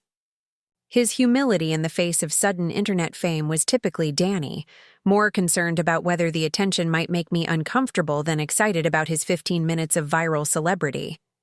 But as we scrolled through hundreds of comments from people who had been touched by his words, I felt something profound settling in my chest. For 27 years, I had lived with my mother's voice in my head, telling me I was difficult to love, too particular, destined to struggle in relationships because of some fundamental flaw in my personality or appearance. But here were thousands of strangers affirming that Danny's love for me was not just beautiful, but inspiring, that our relationship represented something worth celebrating and aspiring to achieve. "Look at this one," I said, pointing to a comment that made my eyes fill with tears. "This woman says she's getting married next month and she's going to show her fiancé this video because she wants him to understand what it means to truly see and value your partner." Danny read over my shoulder, his arm tightening around me as we absorbed the magnitude of what was happening. Emma, people are saying this is changing how they think about love and marriage. That's incredible. We spent the next hour reading comments and watching the view count climb, amazed by the reach our little Austin wedding was achieving. But it was a text from Victoria that really drove home the significance of what was happening. Emma, I'm watching the video for the 10th time and crying again. Mom hasn't stopped talking about it. She's been calling everyone she knows to make them watch it. I think something shifted for her yesterday when she heard Danny's vows. Call me when you get this. The idea that Patricia had been calling people to share our wedding video was so unexpected it was almost incomprehensible. For years, she had treated my relationship with Danny as a compromise, a settling for less than I could theoretically achieve. The thought that she was now actively promoting the evidence of our love to her social circle felt like a fundamental shift in the universe. Danny suggested we call Victoria together, and when my sister answered, her voice was filled with excitement and something that sounded like relief. You have no idea what's been happening here. Mom watched the video clip at least 20 times yesterday after she got home from your reception. She was crying every single time. And then this morning, when she saw it was going viral, she started calling everyone. Mrs. Henderson, the bridge club, her real estate colleagues, literally everyone. I tried to process this information. Patricia Carter, the woman who had spent decades suggesting I lower my expectations about love, was actively sharing evidence of how deeply I was cherished. It felt like trying to reconcile two completely different versions of reality. What is she saying about it? I asked, almost afraid to hear the answer. Victoria's laugh was warm and incredulous. She's telling everyone that Danny's vows are the most beautiful declaration of love she's ever heard. She keeps saying Emma's husband truly sees her worth, and this is what real love looks like. Mom is bragging about your marriage, Em. Actually, bragging. The conversation continued for another 20 minutes, with Victoria sharing details about Patricia's complete transformation in attitude toward our relationship. Apparently, hearing Danny's public declaration of my worth had forced Patricia to confront her own years of subtle criticism, to recognize that her daughter had not settled for less, but had found something extraordinary. After we hung up, Danny and I sat in comfortable silence, processing the strange turn our honeymoon morning had taken. The video continued to gain momentum throughout the day, shared by celebrities and ordinary people alike, accumulating millions of views and tens of thousands of comments from people who found hope and inspiration in Danny's words. But it was the call from Patricia herself that truly marked the beginning of a new chapter in our relationship. The phone rang that afternoon as we were having lunch on the hotel's rooftop terrace, and I almost didn't answer when I saw her name on the screen. You should take it, Danny encouraged. Something tells me this is going to be different. He was right. When I answered, Patricia's voice sounded unlike anything I had ever heard from her before, thick with emotion and something that might have been humility. Emma, darling, I hope I'm not interrupting your honeymoon. I needed to call you. I needed to say something. I exchanged glances with Danny, who nodded encouragingly. It's fine, Mom. What did you want to say? Patricia took a shaky breath before continuing. I've been watching Danny's vows over and over since yesterday, and I've been reading all the comments from people around the world who are saying the same things I should have been saying about you for years. My heart began to race as I processed her words. Patricia Carter was not a woman who admitted mistakes easily or acknowledged when she had been wrong about fundamental issues. All these strangers can see what I've been blind to, she continued, her voice breaking slightly. They can see how extraordinary you are, how lucky Danny is to have found you, how beautiful your love is together. And I realized that I've spent years making you feel like you weren't enough, when the truth is that you've always been more than enough. You've always been remarkable. Tears began streaming down my face as I listened to my mother speak words I had waited my entire life to hear. Danny reached across the table to take my hand, his own eyes glistening with emotion as he witnessed this moment of reconciliation. "Mom," I managed to say through my tears, "I don't know what to say." "You don't need to say anything, sweetheart. I need to say things. I need to apologize for making you feel like you had to earn love instead of simply accepting that you deserved it. I need to apologize for comparing you to Victoria instead of celebrating what made you unique. I need to apologize for not seeing Danny's worth earlier, for not recognizing that he was exactly the man who could appreciate everything special about you." The conversation continued for nearly an hour, with Patricia expressing regret about specific incidents I had carried as wounds for years. She remembered the Christmas mornings, the academic achievements she had dismissed, the times she had made me feel like an afterthought in my own family. Her acknowledgement of these moments and their impact felt like a healing balm over old scars. "When I heard Danny's vows yesterday," Patricia said near the end of our call, "I realized he was saying everything I should have been saying all along. He was telling the world exactly what I should have been telling you every day of your life. That you are worthy of love, worthy of celebration, worthy of being chosen and cherished." By the time we ended the call, both Patricia and I were emotionally drained, but somehow lighter. The relationship that had been defined by criticism and comparison for 27 years had been fundamentally altered by Danny's public declaration of my worth, witnessed by millions of strangers who could see what my mother had been missing. The rest of our honeymoon week in Costa Rica was filled with surreal moments of checking our phones to find that Danny's vows had reached even more people, inspiring articles in major publications about what healthy love looks like and prompting discussions about how partners should speak about each other. But more importantly, it was filled with lazy mornings in bed, romantic dinners overlooking the Pacific Ocean, and conversations about the life we wanted to build together. When we returned to Austin, the viral nature of our wedding video had died down to a manageable level, but its impact on our family relationships had created lasting change. Patricia approached her relationship with both Danny and me with new respect and genuine interest, asking thoughtful questions about our work and our goals, rather than offering unsolicited criticism about our choices. She also began to examine her relationship with Victoria, recognizing that the excessive praise and attention she had lavished on my sister had created its own set of pressures and expectations. For the first time, our family dinners became occasions for genuine connection rather than subtle competition, with Patricia making conscious efforts to value both her daughters for their individual strengths. The transformation wasn't immediate or perfect.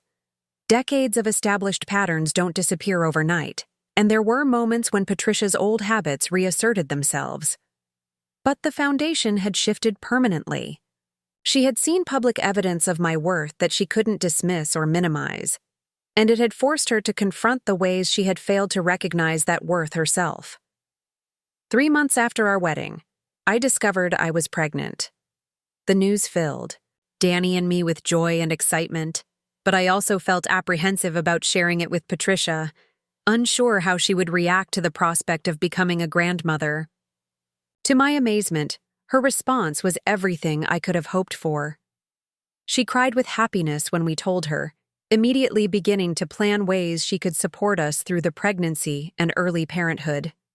There were no comments about timing or financial readiness, no suggestions that we should have waited longer or achieved more before starting a family. "This baby is so lucky," she said, her hand resting gently on my still flat stomach. "To have parents who love each other the way you two do, who will raise them with the kind of unconditional acceptance every child deserves." The comment was particularly meaningful because it acknowledged not just our love for each other, but the type of parents we would be, something Patricia had never expressed confidence in before. Victoria's reaction to the pregnancy news was equally joyful, and she confided that she and Marcus were also trying to start a family.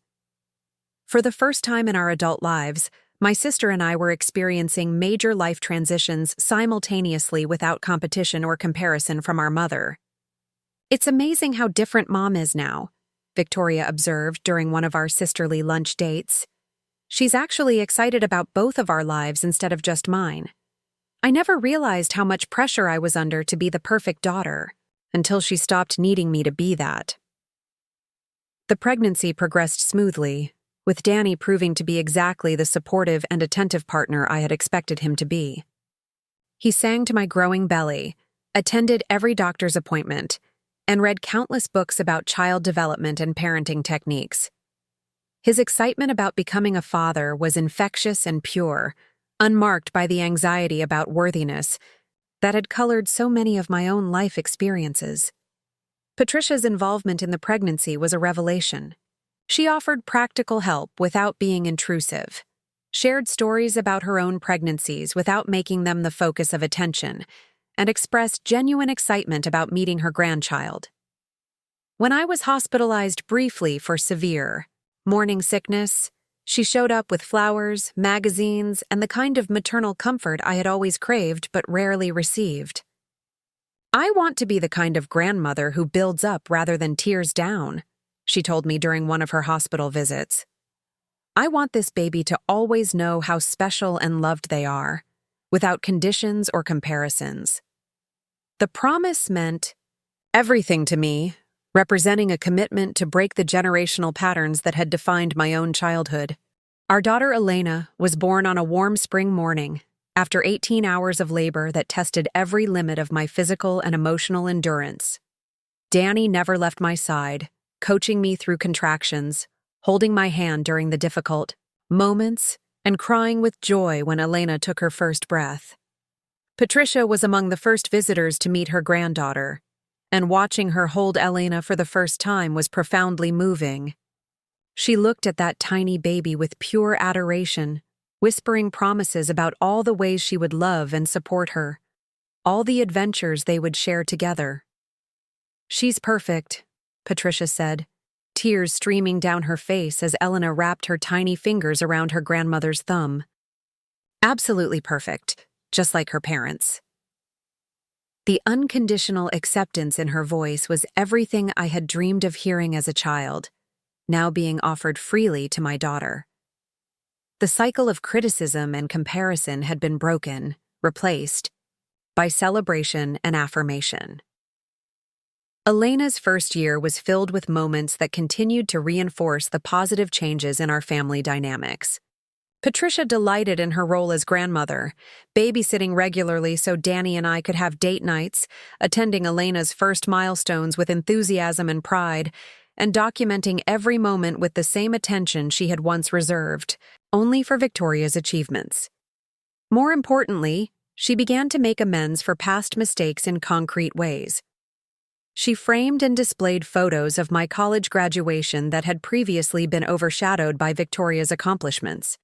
She kept copies of my artwork in her office, showing them to clients and colleagues with obvious pride. She attended my company events and celebrated my professional achievements with the same enthusiasm she had always shown for Victoria's legal career. The transformation extended to her relationship with Danny as well. She made genuine efforts to understand his work as an educator, attending his school's concerts and fundraising events, contributing to classroom supplies, and speaking about his profession with respect and admiration. "I was wrong about so many things," she admitted to me one afternoon as we watched Elena play in her backyard garden. "I thought success looked like money and status and social climbing. I didn't understand that real success looks like what you and Danny have built together. A partnership based on mutual respect, a family founded on unconditional love, a life that reflects your values rather than other people's expectations." By Elena's second birthday, the viral wedding video had become a distant but cherished memory, something we would occasionally discover people were still sharing or referencing in discussions about healthy relationships.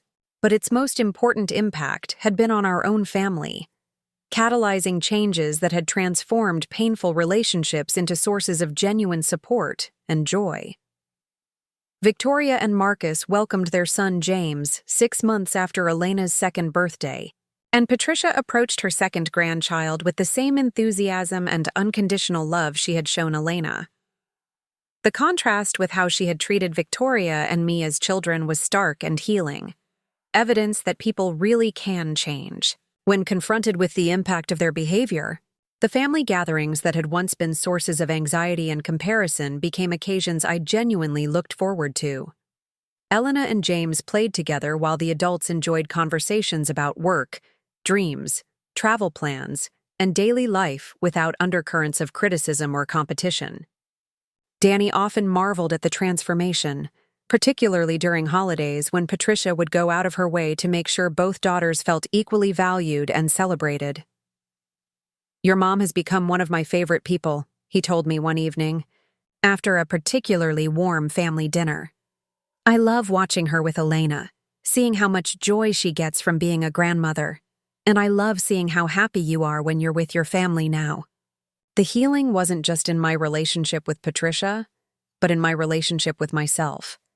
Hearing Danny's vows go viral, reading thousands of comments from strangers who could see my worth clearly, watching my mother finally recognize and celebrate the love I had found had fundamentally shifted my internal narrative.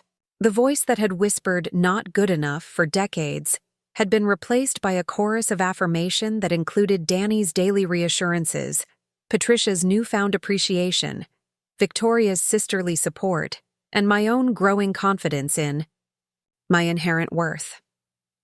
When Elena started preschool, I volunteered in her classroom and watched other parents navigate their relationships with their children. I saw mothers who praised their children's efforts rather than just their achievements, fathers who celebrated their kids' unique personalities rather than pushing them toward predetermined goals, families who operated from foundations of unconditional love rather than conditional approval.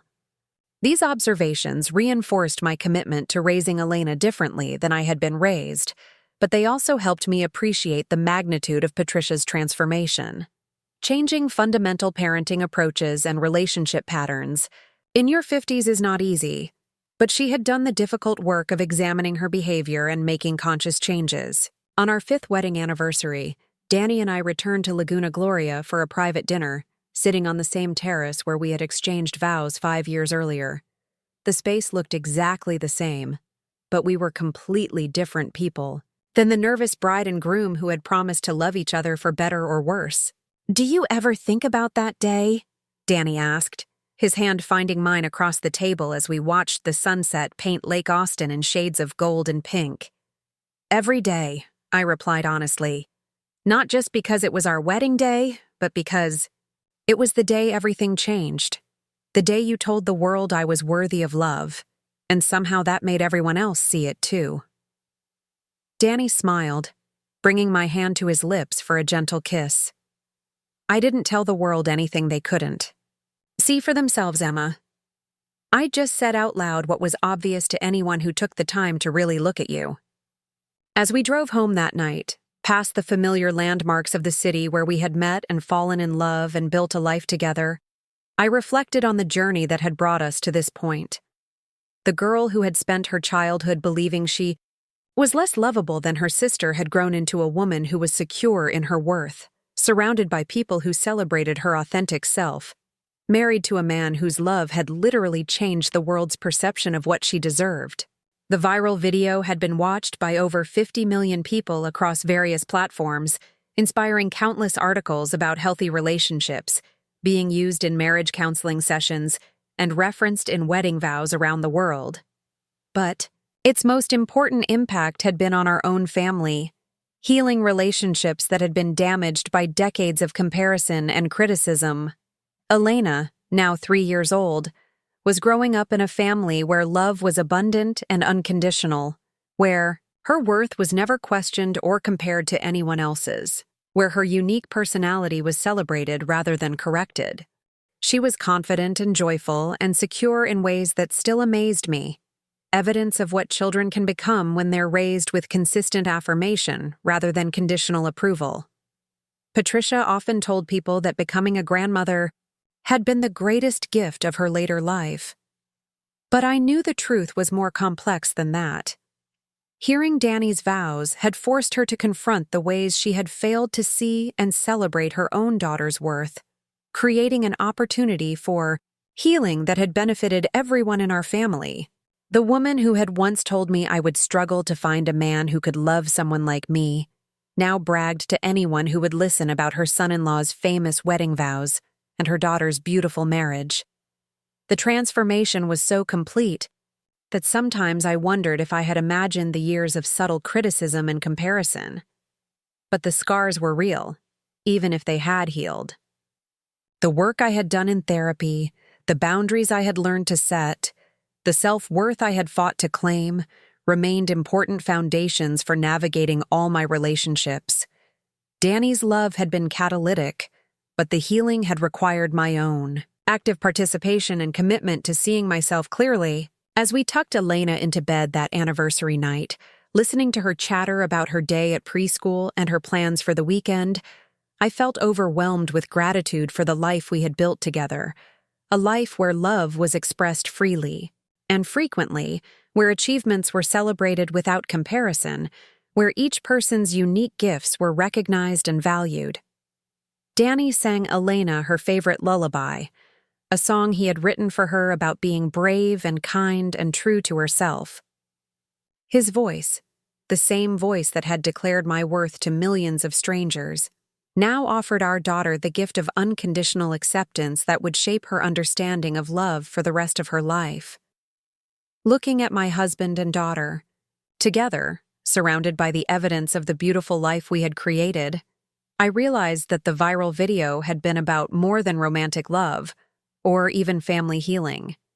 It had been about the power of seeing people clearly, of celebrating their authentic selves, of offering the kind of unconditional acceptance that transforms lives.